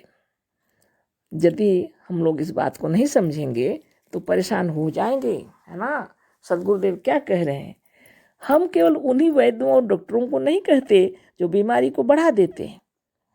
सद्गुरुदेव कह रहे हैं कि सब वो जो डॉक्टर है बीमारी को बढ़ा देते हैं, सिर्फ उनसे हम नहीं कह रहे हैं जो बीमारी को अच्छा कर देते हैं वह भी मनुष्य का अपकार ही करते हैं। जो अच्छा भी कर देते हैं डॉक्टर, वो भी मनुष्य का अपकार ही करते हैं, कह रहे हैं। क्योंकि यह अपनी दवा की शक्ति से सफाई के कार्य को सफाई हो जाने के कुछ दिन पहले ही बंद कर देते हैं। क्योंकि कुछ दवाई की शक्ति से जो साफा सफाई का कार्य चल रहा था उसको कुछ दिन पहले ही बंद कर देते हैं। इससे कुछ दिनों, महीनों या वर्षों के बाद वही या कोई दूसरा रोग वहीं या किसी दूसरे अंग में बहुत ही दुखदाई और भयंकर रूप धारण करके आता है। क्या किया जाए बताइए। अत्यंत पीड़ित होने पर तो दवाई तो खाते ही हैं, है ना। तो कहने का मतलब यह है, इस पीड़ा से निजात पाने का एक ही उपाय है, सुबह सवेरे जग कर योगाभ्यास करना चाहिए, है ना। और बहुत प्रेम से अपना जो कुछ भोजन है खुशी से खाना चाहिए और बाहर दुनिया में भी आनंद से रहना चाहिए, है ना। तो मन में शुद्धता हो, निर्मलता हो, है ना। और शरीर को शुद्ध रखने के लिए शौच, संतोष, तप, स्वाध्याय, ईश्वर प्रणिधान का पालन भी करना होगा। तो यम नियम का पालन बहुत जरूरी है। अष्टांग योग का पालन बहुत जरूरी है। अगर अष्टांग योग का पालन करते हैं तो जो आप भोजन करते हैं उसके जो तत्व हैं अमृत में परिणत हो जाएंगे, है ना। शरीर स्वस्थ, निर्मल और निरामय हो जाएगा। अन्न, फल, दूध, कंदमूल जो कुछ भी है ना, खाने पीने की जो चीज़ है उन्हीं को अपने तरीके से रुचि अनुसार खाना चाहिए। तो सदगुरुदेव हम लोग को क्यों शिक्षा दे रहे हैं? ये जो दवाइयाँ हम लोग खा रहे हैं, बहुत शौक हो गया है हम लोग को दवाई खाने का। क्या ऐसी बात नहीं है, लेकिन कुछ दिनों के अंतराल में, कुछ काल के बाद ऐसी स्थिति आ गई है, हर बात में औषधि खाना पड़ रहा है। हर समय औषधि खाना पड़ रहा है। क्यों खाना पड़ रहा है? जैसे पानी हम लोग जो पीते हैं वो फिल्टर होके आ रहा है, उसमें तरह तरह की औषधियाँ डाली हुई हैं, तब वो फिल्टर होके पानी आ रहा है। उसको फिर और फिल्टर करके हम लोग पीते हैं, क्योंकि उसका जो गंध है अपने आप सहा नहीं जाता। यानी आत्मदेव कह रहे हैं यह जल पीने लायक नहीं है, लेकिन हम लोग पी रहे हैं, है ना। आज स्थिति ऐसी है। हम लोग को निर्मल जल कहाँ मिलेगा? गांव में कभी रहते थे हम लोग, है ना, तो क्या था, कुएं से पानी ले लिए, पी लिए, है ना, बहुत सुंदर जल था। आज तो गांव में भी जाइए तो उसमें भी डाल देते हैं औषधियाँ। कभी हम लोग गांव में रहते थे तो औषधि डाल देते, एक एक महीना तक परेशानी छूटती थी जब तक उसका गंध खत्म ना हो जाए। यानी आत्मदेव आपको बतला रहे हैं यह पानी पीने लायक नहीं है, लेकिन पी रहे हैं हम लोग, मजबूर हैं। कहाँ जाएं, कहाँ से पानी लाएं और पिएं? बात ऐसी है। औषधियाँ जो शरीर को शुद्ध करती हैं, लेकिन वो औषधियाँ भी कभी कभी हानिकारक हो जाती हैं, है ना। यह भी आप शहरों में ज़्यादातर क्या देखते हैं, किसके गैस्ट्रिक का प्रॉब्लम है, एसिडिटी का प्रॉब्लम है, ये सब क्यों हो रहा है? इसीलिए कि शुद्ध जल पीना मुश्किल हो गया है ना। तो इन सबको भी ठीक कर सकते हैं आप निरंतर ध्यान तपस्या करते हुए, है ना। क्या बताऊं मैं, है ना। जब हम सुने कि अब हम लोग को टाउन जाना पड़ेगा, शहर की ओर जाना पड़ेगा बच्चों की पढ़ाई लिखाई के लिए, है ना, और हमने पहले से सुन रखा था कि शहर में जो पानी आता है वो पूरा नदी का पानी को साफ करके भेजा जाता है, उसमें तरह तरह की औषधियाँ डाली हुई हैं, है ना। इसीलिए लोग शहर में जितने लोगों को देखिए गैस्ट्रिक का प्रॉब्लम हो जाता है।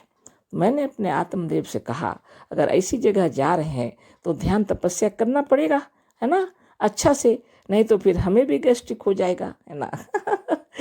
तो इसलिए हम साधन तो पहले भी बहुत अच्छा से करते थे, लेकिन शहर में आने के बाद हमने ध्यान लगा कर साधन किया।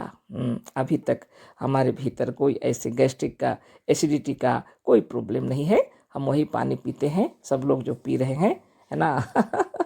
तो आप सोचते होंगे हम अपनी बहादुरी कर रहे हैं, तो बहादुरी तो प्रत्येक मुनि को करना चाहिए, प्रत्येक योगी को करना चाहिए, ताकि औरों को यह ज्ञान हो जाए। जब तक आप योग नहीं करेंगे आपके हृदय के अंदर में वह शक्ति जो है सो रही होती है ना। जो शक्ति आपके अंदर है, जो आप पानी पी रहे हैं, हो सकता है विषाक्त हो, लेकिन भीतर से आपके अंदर इतनी शक्ति है कि उस विष को अमृत में परिणत कर देते हैं, है ना। चक्रभेदन साधन है आपका, चक्रभेदन साधन सद्गुरुदेव बतलाए हैं। पहले भी यह साधन था, लेकिन लोग को मालूम नहीं था, लोगों को, है ना। समुद्र मंथन आपने पढ़ा होगा, और लोग तो खिल्ली उड़ाएंगे निश्चित रूप से, है ना। और नहीं समझने पर तो होती ही है ऐसी बातें, है ना। कुछ बातें ऐसी हैं जिनको गुप्त रूप में रखा गया है।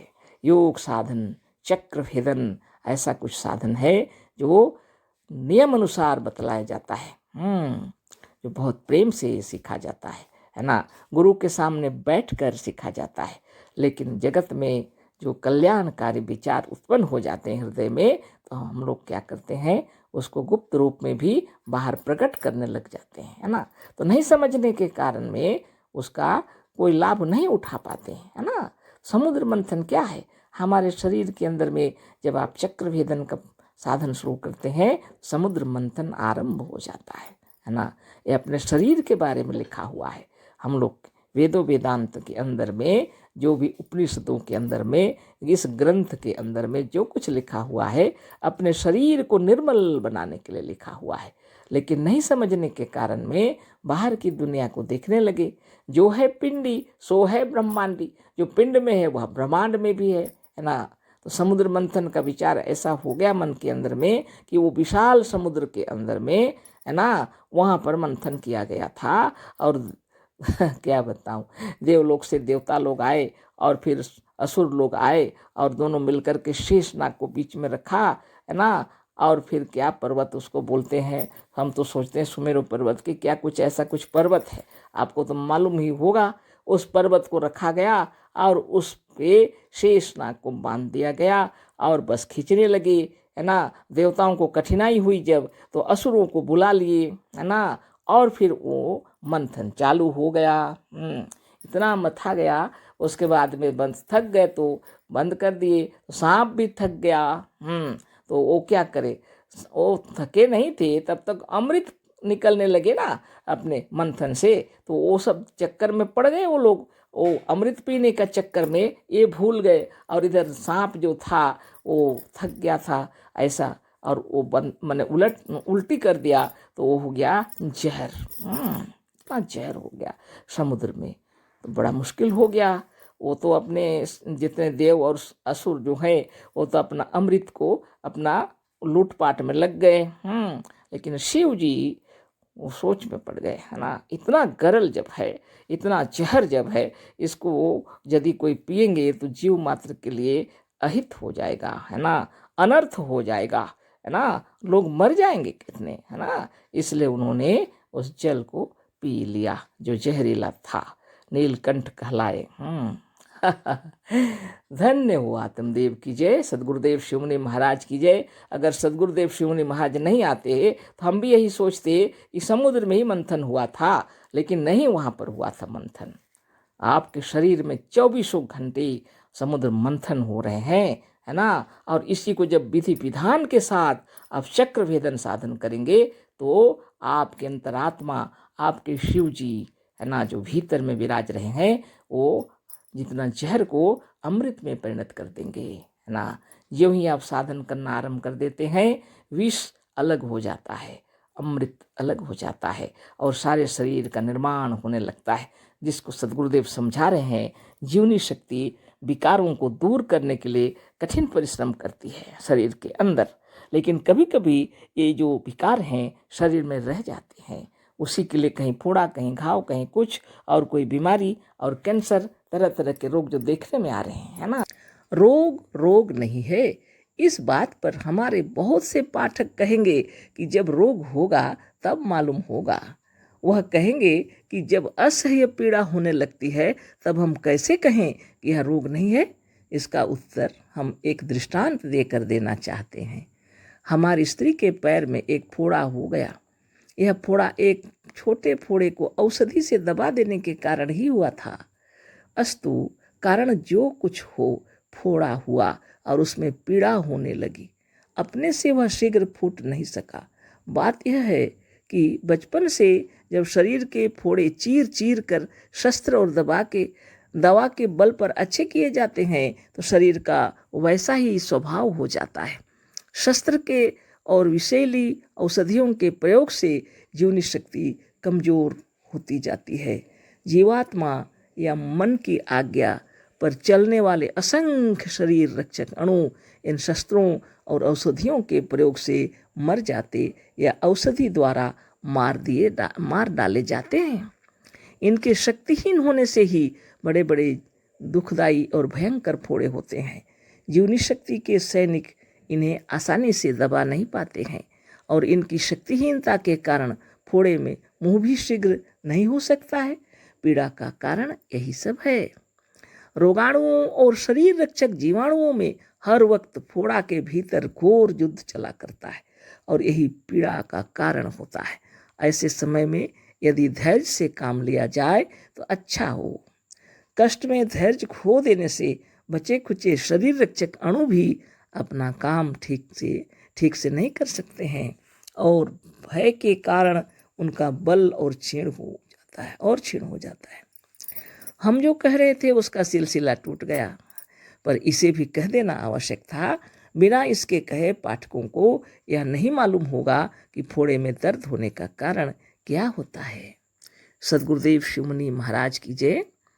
तो सद्गुरुदेव हम लोग को बहुत सुंदर तरीके से समझा रहे हैं कि शरीर में जो दर्द होता है या कहीं पर कोई तकलीफ होती है या जो बुखार आ जाता है, इसका कारण है कि हमारे शरीर के जीवन रक्षक जो अणु हैं वो युद्ध करने लगते हैं उन अणुओं के साथ जो हमारे शरीर को पीड़ा माने कष्ट देंगे, उनको निकाल फेंकने के लिए जीवनी शक्ति कार्य करती है। और मन के आदेश से हमारे शरीर के अंदर ये कार्य होते हैं अज्ञात शक्ति द्वारा कि शरीर के जितने जो तकलीफ देने वाले जो कष्टकारिक अणु परमाणु जो भीतर में सेल्स कोष हैं उनको निकालने के लिए युद्ध करते हैं, जिसकी वजह से शरीर में रोग भी उत्पन्न हो जाता है या पीड़ा होता है। जरा सा अगर ध्यान दिया जाए तो ये सब आपसे आप 4-5 दिनों के अंदर या सप्ताह दिन के अंदर आपसे आप ठीक हो जाएगा, है ना। उसको समझा रहे हैं गुरुदेव। तो बहुत विचित्र बात तो है ही। तो रोग नहीं है सदगुरु लिखते हैं ना बार बार कि रोग नहीं है, तो गुरुदेव फिर उसी को अपने से भी लिख रहे हैं रोग नहीं है। इस बात पर हमारे बहुत से पाठक कहेंगे कि जब रोग होगा तब मालूम होगा, है ना सही बात है। जब जिसको पीड़ा होती है तो वो परेशान हो जाते हैं ना, तो वो लोग सोचते हैं सदगुरु को ऐसा कुछ तो हुआ नहीं है, उनको क्या पता रोग क्या है क्या नहीं है ना तो जब उनको मालूम ही नहीं है ना, ऐसा सोच रहे हैं हमारे पाठक, सोच रहे हैं सदगुरुदेव, है ना। रोग नहीं है, इस बात पर हमारे बहुत से पाठक कहेंगे कि जब रोग होगा तब मालूम होगा, है ना वह कहेंगे कि जब असह्य पीड़ा होने लगती है तब हम कैसे कहें कि यह रोग नहीं है। जब असह्य पीड़ा होने लगती है सही बात, है ना। और हम कैसे कहें कि यह रोग नहीं है। इसका उत्तर हम एक दृष्टांत देकर देना चाहते हैं। तो गुरुदेव बोल रहे हैं इसका उत्तर हम दे रहे हैं, बोल रहे हैं एक दृष्टांत दे के बता रहे हैं ना हमारी स्त्री के पैर में एक फोड़ा हो गया। गुरुदेव बता रहे हैं कि हमारी स्त्री के पैर में एक फोड़ा हो गया। यह फोड़ा एक छोटे फोड़े की औषधि से दबा देने के कारण ही हुआ था। तो सदगुरु बता रहे कि एक छोटा फोड़ा हुआ था, तो औषधि दे करके जब उनको दिए औषधि अच्छा हो जाए बोल के, तो वो तो अच्छा हुआ, लेकिन हो गया और गड़बड़। एक बड़ा सा फोड़ा होने लगा, अब बिगड़ गया, तकलीफ हो गया ज़्यादा, है ना अपने से वह शीघ्र अब क्या करें, है ना। औषधि से दबा देने के कारण ही हुआ था। अस्तु कारण जो हो, फोड़ा हुआ और उसमें पीड़ा होने लगी, तो फोड़ा हुआ तो पीड़ा तो होगी। अपने से वह शीघ्र फूट नहीं सका, अपने से अच्छा हो जाना चाहिए था लेकिन जल्द नहीं अच्छा हो रहा। बात यह है कि बचपन से जब शरीर के फोड़े चीर कर शस्त्र और दवा के बल पर अच्छे किए जाते हैं, तो बचपन से आदत पड़ गई है कि यदि कुछ हो गया तो उसको फोड़ा को फाड़ो और उसका मैल को निकाल डालो, फिर दवाई डालो, फिर दवाई खाओ वाली बातें जब चल रही थी बचपन से, तो इतना जल्दी कैसे अच्छा हो जाएगा, है ना। वो बता रहे हैं सदगुरुदेव। तो शरीर का वैसा ही स्वभाव हो जाता है, तो शरीर के अंदर भी ऐसा स्वभाव हो जाता है। जब फोड़ा हो गया तो है ना, वो साफ कर देंगे कोई, कर देंगे कोई, है ना, ऐसा स्वभाव हो जाता है। शस्त्र के और विषैली औषधियों के प्रयोग से, एक तो शस्त्र से काटना पड़ेगा, फिर विषैली औषधियाँ खाएंगे, इसे प्रयोग करते हुए क्या हो गया है, शरीर के अंदर क्या हो जाता है, यानी जीवनी शक्ति कमजोर होती जाती है। तो हमारे शरीर में जो जीवनी शक्ति है वो कमजोर होने लगती है। हमेशा एक भरोसा, हमेशा कोई औषधि यानी कोई शस्त्र से उसको निकाल दो, है ना, ऑपरेशन कर दो, कुछ भी हो, है ना, जीवात्मा या मन की आज्ञा पर चलने वाले असंख्य शरीर रक्षक अणु इन शस्त्रों और औषधियों के प्रयोग से मर जाते या औषधि द्वारा मार डाले जाते हैं। औषधि ऐसे तैयार किए हुए हैं जिससे उस स्थान पर जो दर्द और पीड़ा जो हो रहा है वह दर्द ठीक हो जाए। तो करना तो वही होता है, लेकिन वास्तव में क्या हो जाता है, उसे वो अच्छे करने के लिए जो दवाई दी जाती है, उसी दवाई से कभी कभी क्या प्रायः ऐसा ही हो जाता है कि वो जीवात्मा जो मन जो डाल रही है उसके शक्ति जो है, उसके अंदर में जो जीवनी शक्ति कार्य करती है, और जो सेल्स कोष है, कार्य करने वाले जो सैनिक हैं, वो क्या हो जाते हैं, मर जाते हैं कुछ, या तो औषधि के द्वारा मार डाले जाते हैं, है ना। इनके शक्तिहीन होने से ही बड़े बड़े दुखदायी और भयंकर फोड़े होते हैं। जब जीवनी शक्ति की रक्षक जो हैं, शरीर रक्षक अणु जब शस्त्रों के द्वारा या इससे प्रयोग करते हुए कुछ मर जाते हैं या मार डाले जाते हैं, उस स्थान पर जीवनी शक्ति जो कार्य करती थी वो बंद हो जाती है। तो इसकी वजह से क्या हो जाता है, बड़े बड़े फोड़ा हो सकते हैं, है ना। जीवनी शक्ति के सैनिक इन्हें आसानी से दबा नहीं पाते हैं, और इनकी शक्तिहीनता के कारण फोड़े में मुंह भी शीघ्र नहीं हो सकता। हमेशा से जब ऐसा किया जाता है, जब फोड़ा लग हो गया अपने से फट जाना चाहिए, पर हमेशा ऐसा नहीं होता, उसको फाड़ना पड़ता है। अभ्यास हो गया शरीर के अंदर, सदगुरुदेव ऐसा बतला रहे हैं, है ना। नहीं, ये सही बात है वास्तव में। अगर ऐसा नहीं करेंगे तो फूटेगा ही नहीं, बहुत कष्ट होगी, है ना। इस तरह से हो जाता है। पीड़ा का कारण यही सब है। तो दर्द का कारण क्या है कि जीवनी शक्ति कार्य कर रही है वहाँ पर, लेकिन वह कार्य जैसा हो जाना चाहिए उतना जल्दी नहीं होता। क्योंकि हम लोगों ने आदत बना ली है औषधि खाने की, या तो उसको फोड़े को फाड़ देने के लिए शस्त्र से काट दिया जाएगा, ऐसे अभ्यास कर चुके हैं, तो जीवनी शक्ति कमजोर हो रहती है ना। जिसके कारण में युद्ध चलते रहता है, भीतर दर्द होने लगता है। रोगाणुओं और शरीर रक्षक जीवाणुओं में हर वक्त फोड़ा के भीतर घोर युद्ध चला करता है। जब शरीर के अंदर कहीं कुछ हो गया, शरीर की जीवनी शक्ति कार्य करती है, और जीवन रक्षक जीवाणु और वहाँ को जो रोगाणु है उनके साथ युद्ध चलते रहता है। यही पीड़ा का कारण होता है। तो रोगाणुओं के साथ जीवन रक्षक जीवाणु युद्ध करते रहते हैं, और इसी से पीड़ा होता है ना। ऐसे समय में यदि धैर्य से काम लिया जाए तो अच्छा हो। ऐसे समय अगर धैर्य से काम लिया जाए तो अच्छा हो।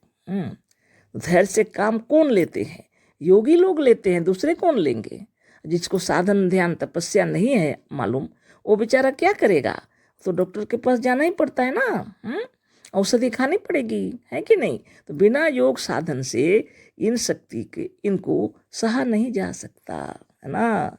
कष्ट में धैर्य खो देने से बचे खुचे शरीर रक्षक अणु भी अपना काम ठीक नहीं कर सकते हैं, और भय के कारण उनका बल और भी क्षीण हो जाता है।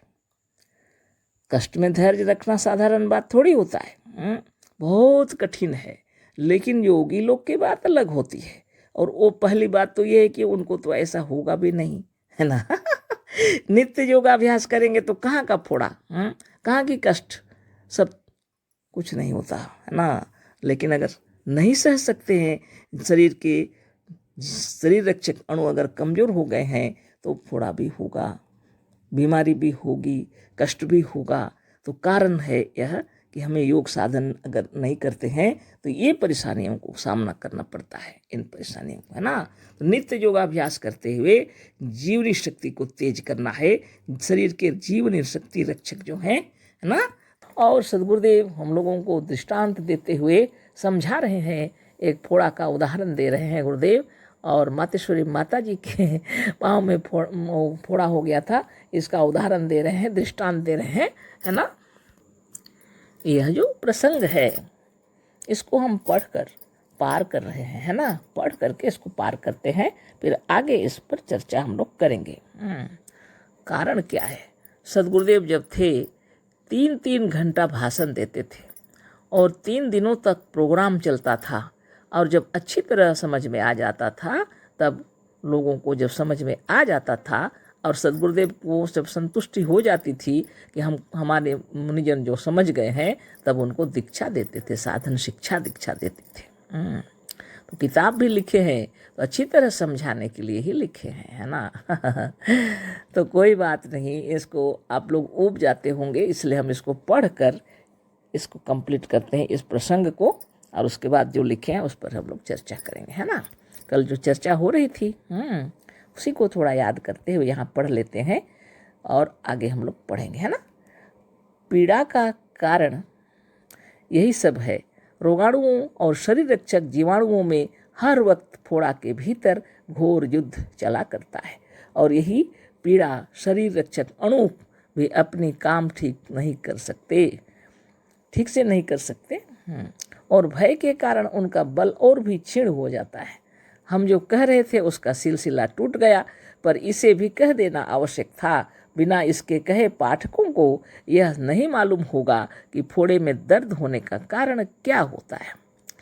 फोड़ा पैर के तलवे में था। तलवे का चमड़ा मोटा होता है। इससे भी मुंह होने में देरी हुई। हमने यह सोचा कि अब इसका मुंह शस्त्र द्वारा खुलवा दें। भीगे हुए चूने के साथ कोयला रगड़कर यदि फोड़े पर जितना बड़ा मुंह बनाना हो केवल उतनी ही दूर तक थोड़ा सा लगाकर ऊपर से पोल्टिस बांध दिया जाए तो 2-1 दिन में उतना बड़ा मुंह आप से आप हो जाता है। पर हमने अपनी स्त्री के इस पैर वाले फोड़े पर यह नहीं रखा। बात यह है कि तलवे का चमड़ा मोटा है, इससे मुंह देर में होता है और फोड़ा बहुत अधिक थी। पीड़ा बहुत अधिक थी और बड़ी बेचैनी थी। अतः फोड़े को कुशलता पूर्वक थोड़ा सा चीर देना ही अच्छा समझा। शस्त्र लेकर बैठ गए। शस्त्रों को खोलते हुए पानी से निकालकर फोड़े पर टिंचर आयोडीन लगा दिया। हमारी स्त्री बहुत डर गईं। उन्होंने समझा कि बड़ी तकलीफ होगी। हमने ढाढ़स दिया और कहा यदि जरा भी तकलीफ हुई तो हम फोड़ा नहीं चीरेंगे। तकलीफ तो डर में था। हमने फोड़े को उसी जगह शस्त्र का प्रयोग किया जहां करना चाहिए था। बस जरा भी तकलीफ नहीं हुई। चिमटी से पकड़ कर उस मांस और चमड़े को कैंची से काट भी दिया जो खराब हो चुके थे। एक बड़ा सा घाव बन गया। हमने अपनी स्त्री से कह दिया था कि चिमटी से जिस मांस को पकड़ने पर दर्द मालूम हो कह देना, हम उसे नहीं काटेंगे। उन्होंने ऐसा ही किया और हमने आसानी से बुरे मांस को काट कर निकाल दिया। बात यह है कि बुरा मांस निर्जीव भी हो जाता है, या यूं कहिए कि निर्जीव होने ही से उसे बुरा कहते हैं। इस फालतू मांस को यदि फोड़े में से निकाल दिया जाए तो दर्द नहीं होता। पीड़ा तो अच्छे से सजीव मांस काटने में होता है। मानो जीवनी शक्ति दर्द के रूप में इस बात को सूचना देती है कि इसे ना काटो। पेट में के दर्द से या भूख न लगने से या सूचनाएं मिलती हैं कि पेट में अभी कुछ डालने की आवश्यकता नहीं है। मतलब कहने का यह है कि ऐसी अवस्था में भी दर्द तभी होता है जब हम लोग बहुत ही अस्वाभाविक काम करते हैं और बेढंगी दवाएं तथा अस्वाभाविक कार्य करने से ही हुआ करते हैं। डरने से ही हुआ करते हैं। शरीर की सफाई को रोग समझकर और उससे डर कर बिना पीड़ा और दुख के ही मनुष्य कांपने लगता है और थोड़ी देर में अनेक उपायों और औषधियों से उसे रोककर स्वयं अपने अज्ञान से पीड़ा और रोग को अपने पास बुला लेता है। सद्गुरुदेव शिवमुनि महाराज की जय। तो मातेश्वरी माता जी के पाँव में जब फोड़ा हो गया तो सद्गुरुदेव उसको किस तरह साफ किए और माता जी ने बतलाया कि यहाँ दर्द है तो उसको नहीं काटे उन मांस को, है ना। और जब दर्द नहीं थे उसको काट के साफ कर दिए। गुरुदेव ये बतला दिए हम लोगों को। तो इनका कहना है सद्गुरु का कि जब जीवनी शक्ति कार्य करती है और नहीं सकती है तो सहयोग की आवश्यकता पड़ती है अवश्य। तो गुरुदेव कह रहे हैं अगर पेट में दर्द है और ऐसी स्थिति में भूख की सूचना ही नहीं मिली है, भोजन भी नहीं करना चाहिए। जब अस्वाभाविक रूप से हम लोग बात नहीं सुनते और खाना खा लेते हैं तो दिक्कत तो होगी। इसलिए सद्गुरुदेव कह रहे हैं कि दवाएं भी हो तो अच्छी तरह समझ बूझ के ही खाओ। जो कुछ करना है और इसको समझ के ही करें। ज़्यादातर पीड़ा और दुख के ही मनुष्य कांपने लगता है डर से। तो जहाँ तक हो सके सावधानी पूर्वक उपयोग कर सकते हैं औषधि। ज़रूरत पड़े तो, है ना, ऑपरेशन भी कराना पड़े तो कर लेना चाहिए, वो अलग बात है।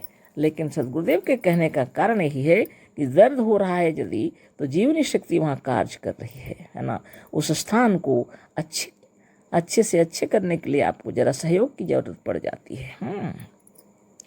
आगे हम लोग चर्चा कर रहे हैं, इसको छोड़ देते हैं अभी। तो सारे दुखों, रोगों और कष्टों की जड़ अज्ञान है। यह कौन सा अज्ञान है जो सारे दुखों की जड़ है? किस बात का अज्ञान मनुष्य को रोगी नहीं बना लेता है? इसी के उत्तर में यह लेख माला पिरोई जा रही है। असत्य को सत्य समझना ही अज्ञान है। तो सद्गुरुदेव बता रहे हैं सारे दुखों, रोगों और कष्टों की जड़ है अज्ञान। हम लोग का ज्ञान नहीं है, इस कारण दुखी हो रहे हैं। अगर हमें ज्ञान हो जाता, यह कार्य हमारे शरीर की सुविधा के लिए, इस स्थान में यह पीड़ा हो रहा है, अच्छाई के लिए ही हो रहा है, क्योंकि यहाँ पर बहुत विषाक्त तत्व जमा हो गए हैं, उनको निकाल डालने के लिए हो रहा है।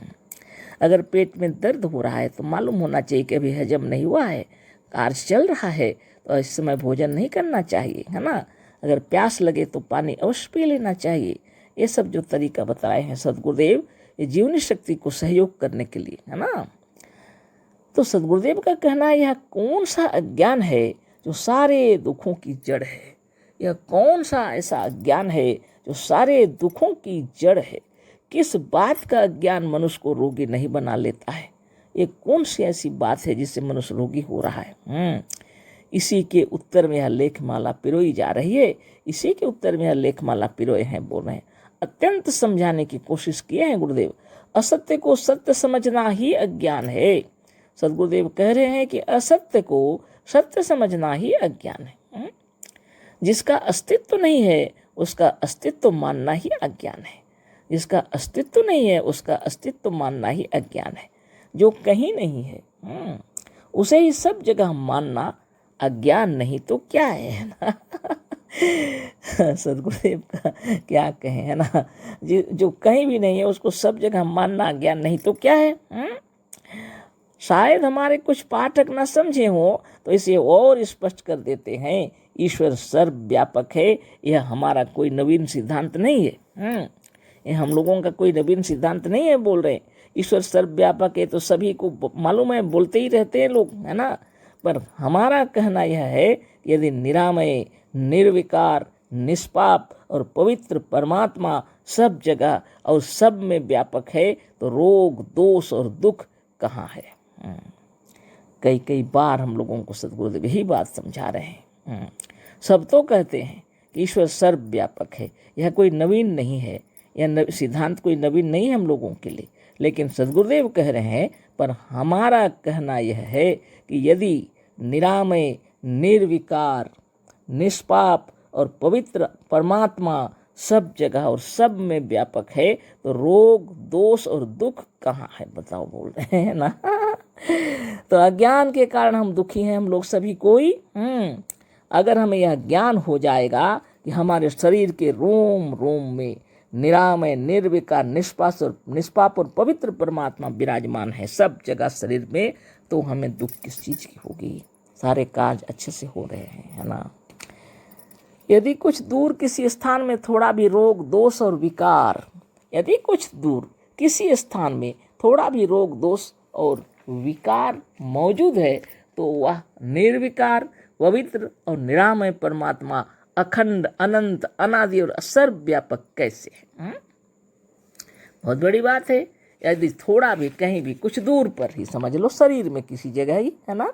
सद्गुरुदेव कह रहे हैं यदि कुछ दूर किसी स्थान में थोड़ा भी रोग, दोष और विकार मौजूद है तो वह निर्विकार, पवित्र और निरामय परमात्मा अखंड, अनंत, अनादि और सर्वव्यापक कैसे है। ईश्वर सर्वव्यापक है, यह हमारा कोई नवीन सिद्धांत नहीं है। पर हमारा कहना यह है, यदि निरामय, निर्विकार, निष्पाप और पवित्र परमात्मा सब जगह और सब में व्यापक है तो रोग, दोष और दुख कहाँ है। यदि कुछ दूर किसी स्थान में थोड़ा भी रोग, दोष और विकार मौजूद है तो वह निर्विकार, पवित्र और निरामय परमात्मा अखंड, अनंत, अनादि और सर्वव्यापक कैसे है। जहाँ से वह ईश्वर नहीं है और जहाँ पर रोग है वहीं से ईश्वर का खंड हो जाएगा, वहाँ ईश्वर का अंत हो जाएगा और वहीं ईश्वर की आदि भी होगी। पर ईश्वर खंड वाला और अंत वाला नहीं है, वह एक देशी भी नहीं है, और यदि ऐसा हो तो वह ईश्वर ही नहीं साबित होगा। पर ईश्वर है, और यदि वह है तो उसका अस्तित्व मानने पर यह आवश्यक होगा कि रोग का अस्तित्व ना माना जाए। ईश्वर जैसे वास्तव में है, उसी तरह से रोग सचमुच और वास्तव में नहीं है। ईश्वर का अस्तित्व ईश्वर का अस्तित्व रोग का विरोधी है। हमारे इस लेखमाला में यही सिद्ध करने का यत्न किया गया है। संसार में रोग का अस्तित्व ही नहीं है। रोग और दोष अज्ञानियों की कल्पनाएं हैं। अपनी ही कल्पना और अज्ञान से मनुष्य व्यर्थ में दुखी हो रहा है। हमने अपनी स्त्री के पैर वाले फोड़े का ऊपर दृष्टांत देकर यह साबित किया है कि अज्ञानवश दुख को बढ़ा लेने पर भी और इस बिगड़ी दशा में यदि सच्चे ज्ञान से काम लिया जाए तो दुख ना हो, पीड़ा ना हो और मनुष्य शीघ्र स्वस्थ हो जाए। फोड़े का यह दृष्टांत दूसरी तरह के रोगों पर भी लागू है। सब रोगों का दृष्टांत देने से यह पुस्तक बढ़ जाएगी, अतः विचारवान पाठकों के लिए थोड़ा सा सहारा पर्याप्त है। अंत में कहना यह है कि जहाँ तक हो सके दवा ना करना ही अच्छा है। रोगों को देखकर डरना नहीं चाहिए। यह रोग नहीं है, प्रकृति का प्रबंध है जो शरीर की सफाई के लिए जीवनी शक्ति द्वारा हुआ करता है। अतः घबराने की आवश्यकता नहीं। प्रकृति स्वयं जीवनी शक्ति की सहायता से जिसे आप रोग कहते हैं उसे दूर कर देगी।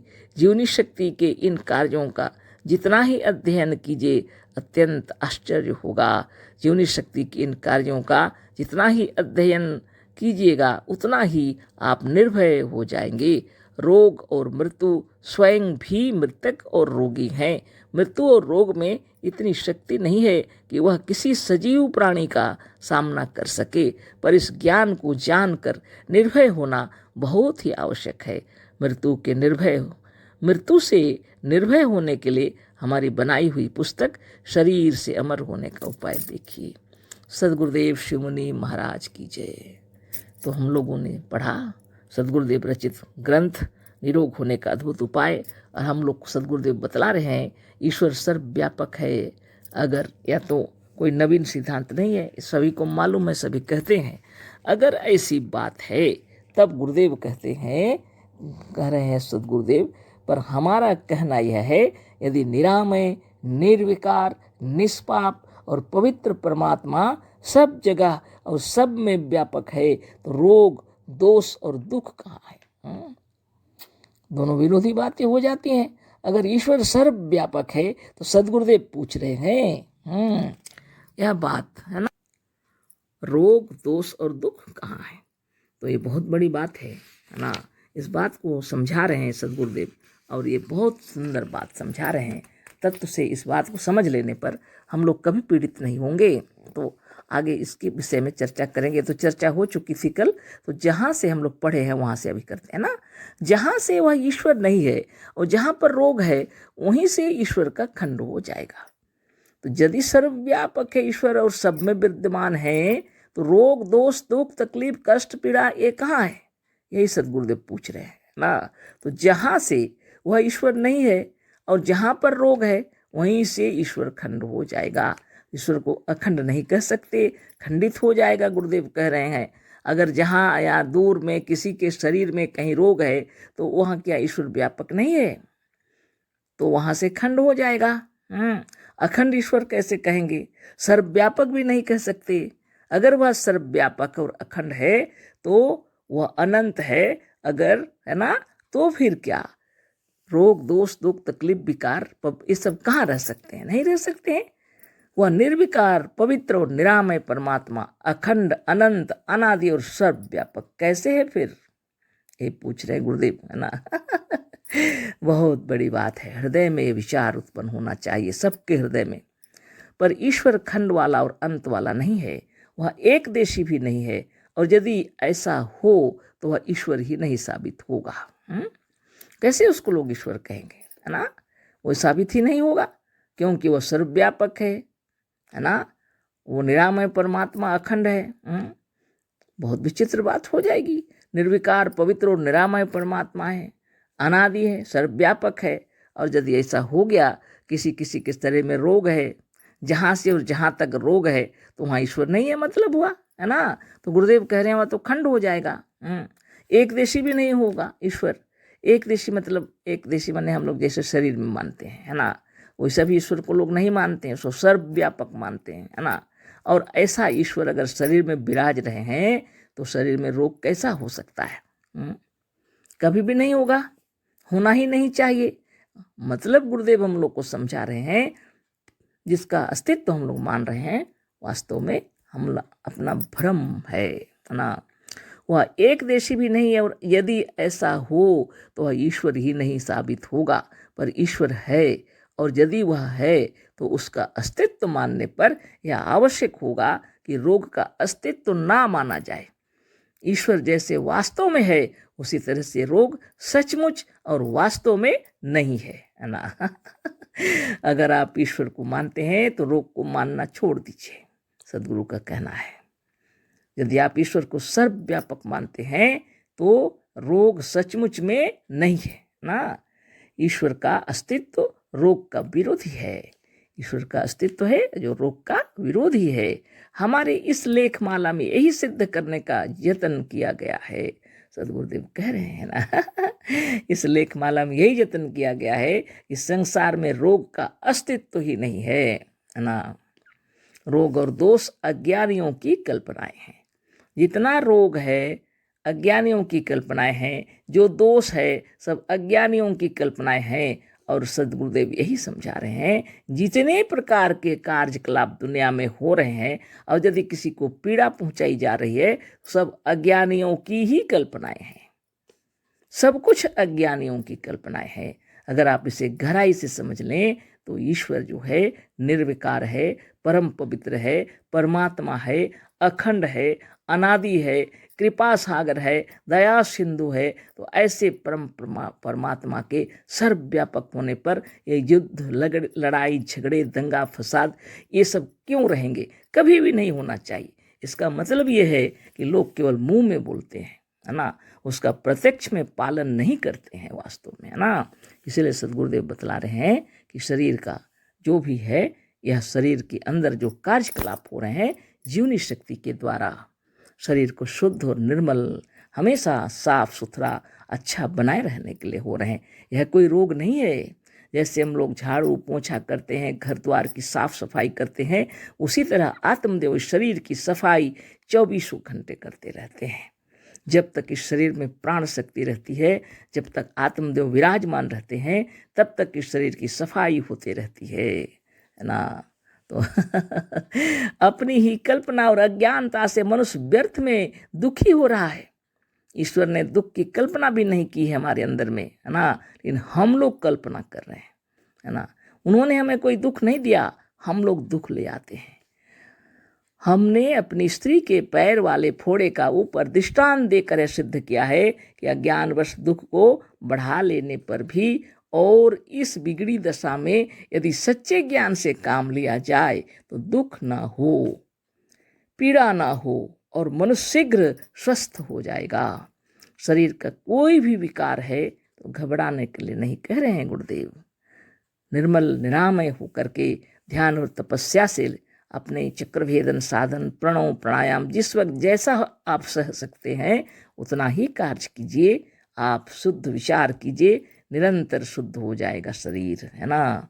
ना तस्य रोगो न जरा न मृत्यु प्राप्तस्य योगाग्निमयम शरीरम।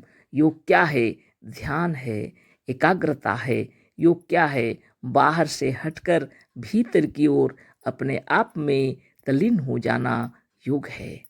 और उससे योगाग्नि मतलब एकाग्रता से जो आपके अंदर में शक्ति उत्पन्न होती है उसको योगाग्नि कहते हैं। इस योग के ध्यान में आप सुस्त हो जाएंगे। तो सदगुरुदेव हम लोग इतना सुंदर समझाए कि शरीर में प्रकृति से ही ऐसा विधान किया हुआ है आत्मदेव ने कि शरीर का कोई भी बीमारी हो वो उसको अपने आप अच्छा कर लेगी, है ना। प्रकृति स्वयं अच्छी कर लेगी। ये प्रकृति क्या है? ये प्रकृति भी आत्मा के अंदर है ना। प्रकृति है स्वभाव। आत्मदेव स्वयं अपने स्वभाव से शरीर को निरोग कर देते हैं अपनी प्रकृति से। सारा विश्व ब्रह्मांड भी उन्हीं के इशारे पर चल रहा है, मगर अकेला नहीं, समष्टि आत्मा के इशारे पर, है ना।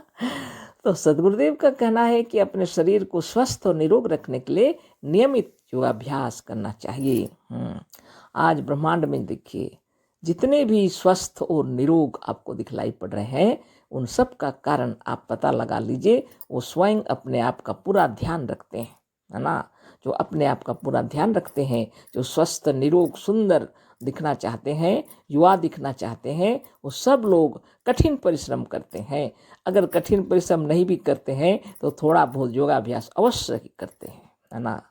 शरीर को स्वस्थ सुंदर युवा बनाए रखने के लिए अपने आप का ध्यान रखना बहुत जरूरी है ना।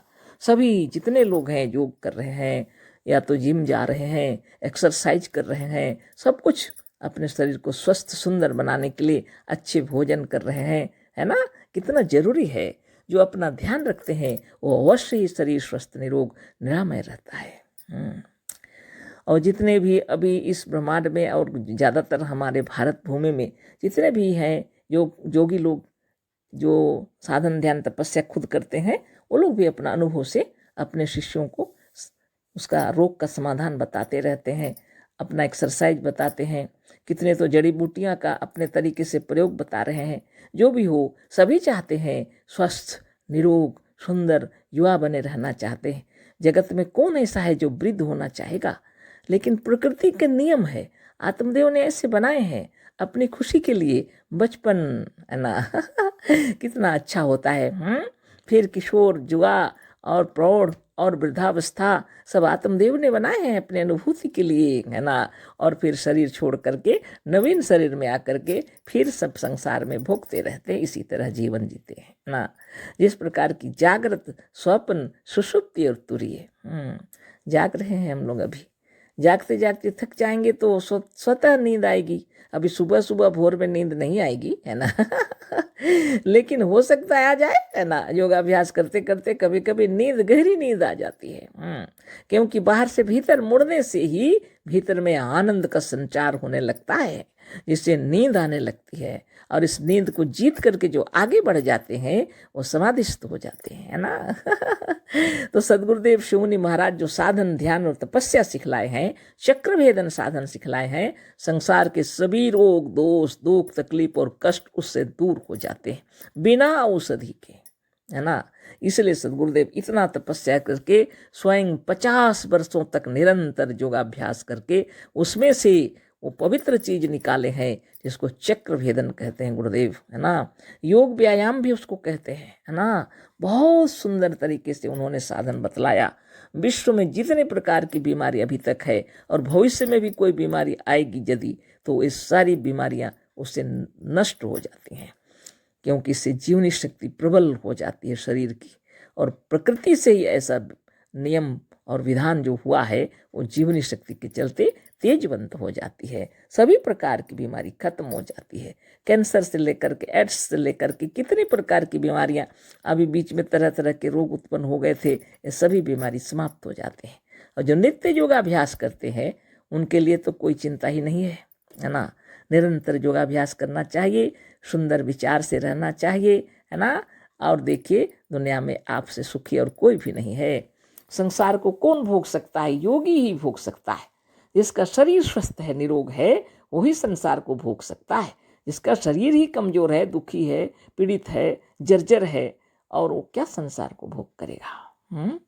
इसलिए सद्गुरुदेव शिव मुनि महाराज की जय, जिन्होंने इतना सुंदर ध्यान तपस्या बतलाया, चक्र भेदन बतलाए हैं और अष्टांग योग की व्याख्या करते हुए हम लोग को समझाए हैं, है ना। और इसको अगर जो अच्छी तरह समझ जाए, जीवन में कभी झूठ नहीं बोलेगा वो, जीवन में कभी किसी से लड़ाई झगड़ा नहीं करेगा वो। इसलिए अपने को अच्छा मजबूत बनाने के लिए नित्य दिन चक्र भेदन निश्चय करना चाहिए, ध्यान और तपस्या में डूब जाना चाहिए, सुबह सवेरे शौच से निवृत्त होकर चक्रभेदन करना चाहिए, है ना। तो गुरुदेव क्या बतला रहे हैं, अंत में कहना यह है कि जहाँ तक हो सके दवा ना करना ही अच्छा है। सदगुरुदेव बहुत समझा के बतला रहे हैं, अंत में यह कहना उनका है कि दवा ना करना ही अच्छा है। रोगों को देखकर डरना नहीं चाहिए, यह रोग नहीं है, प्रकृति का प्रबंध है जो शरीर की सफाई के लिए जीवनी शक्ति द्वारा हुआ करता है। बहुत सुंदर से समझाए हैं सदगुरुदेव, डरो मत बोल रहे हैं, किसी भी रोग को देख करके डरो मत, यह प्रकृति की ओर से ही प्रबंध किया हुआ है। शरीर के अंदर में कुछ मैल है जिसको आत्मदेव निकाल देने के लिए जीवनी शक्ति के द्वारा यह कार्य हो रहा है, सफाई का कार्य। तुम बस ध्यान करो और चक्रभेदन करो, स्वतः धीरे धीरे सारी तकलीफ दूर हो जाएगी, है ना।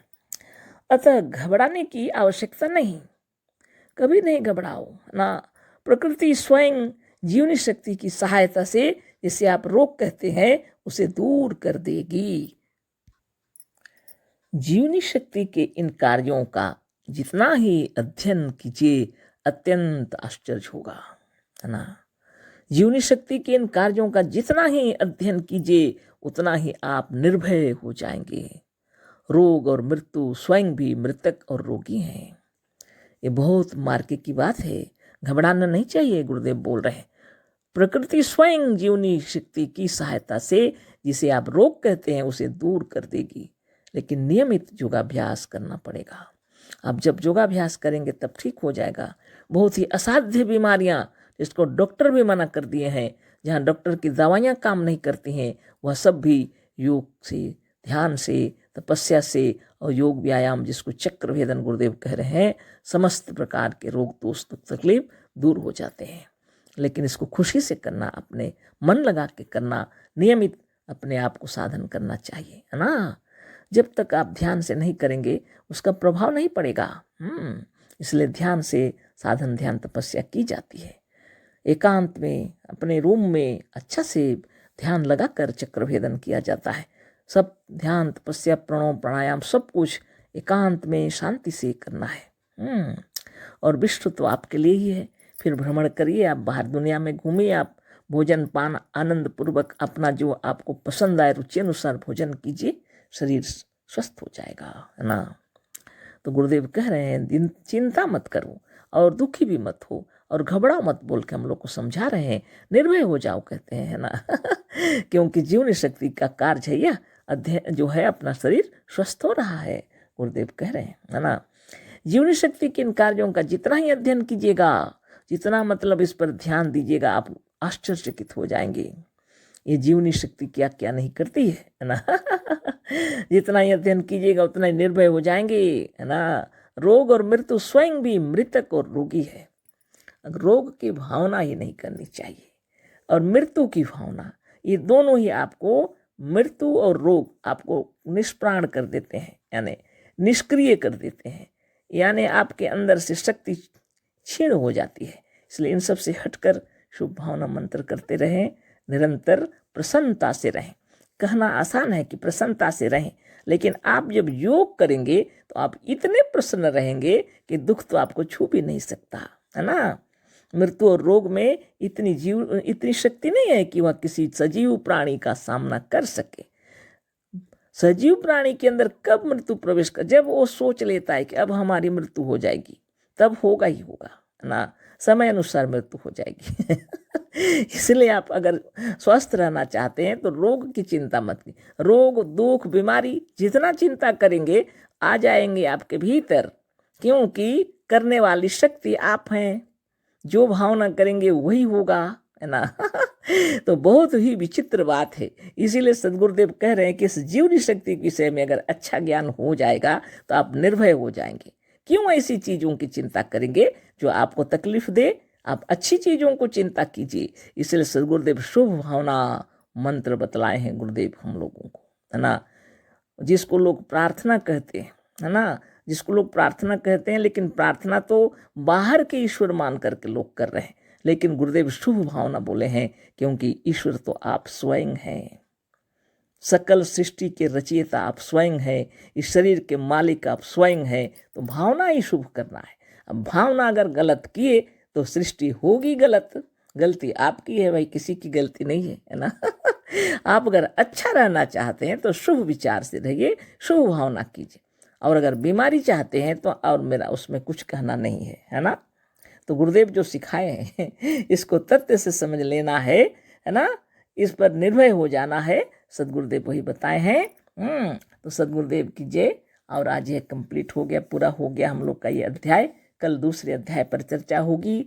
अखिल विश्व ब्रह्मांड में जितने जब मुनिजन हैं सबको कोटि कोटि नमन, सब प्रेम जय जीव। सदगुरुदेव शिवमुनि महाराज की जय, समस्त जीवों की जय, सब प्रेम जय जीव।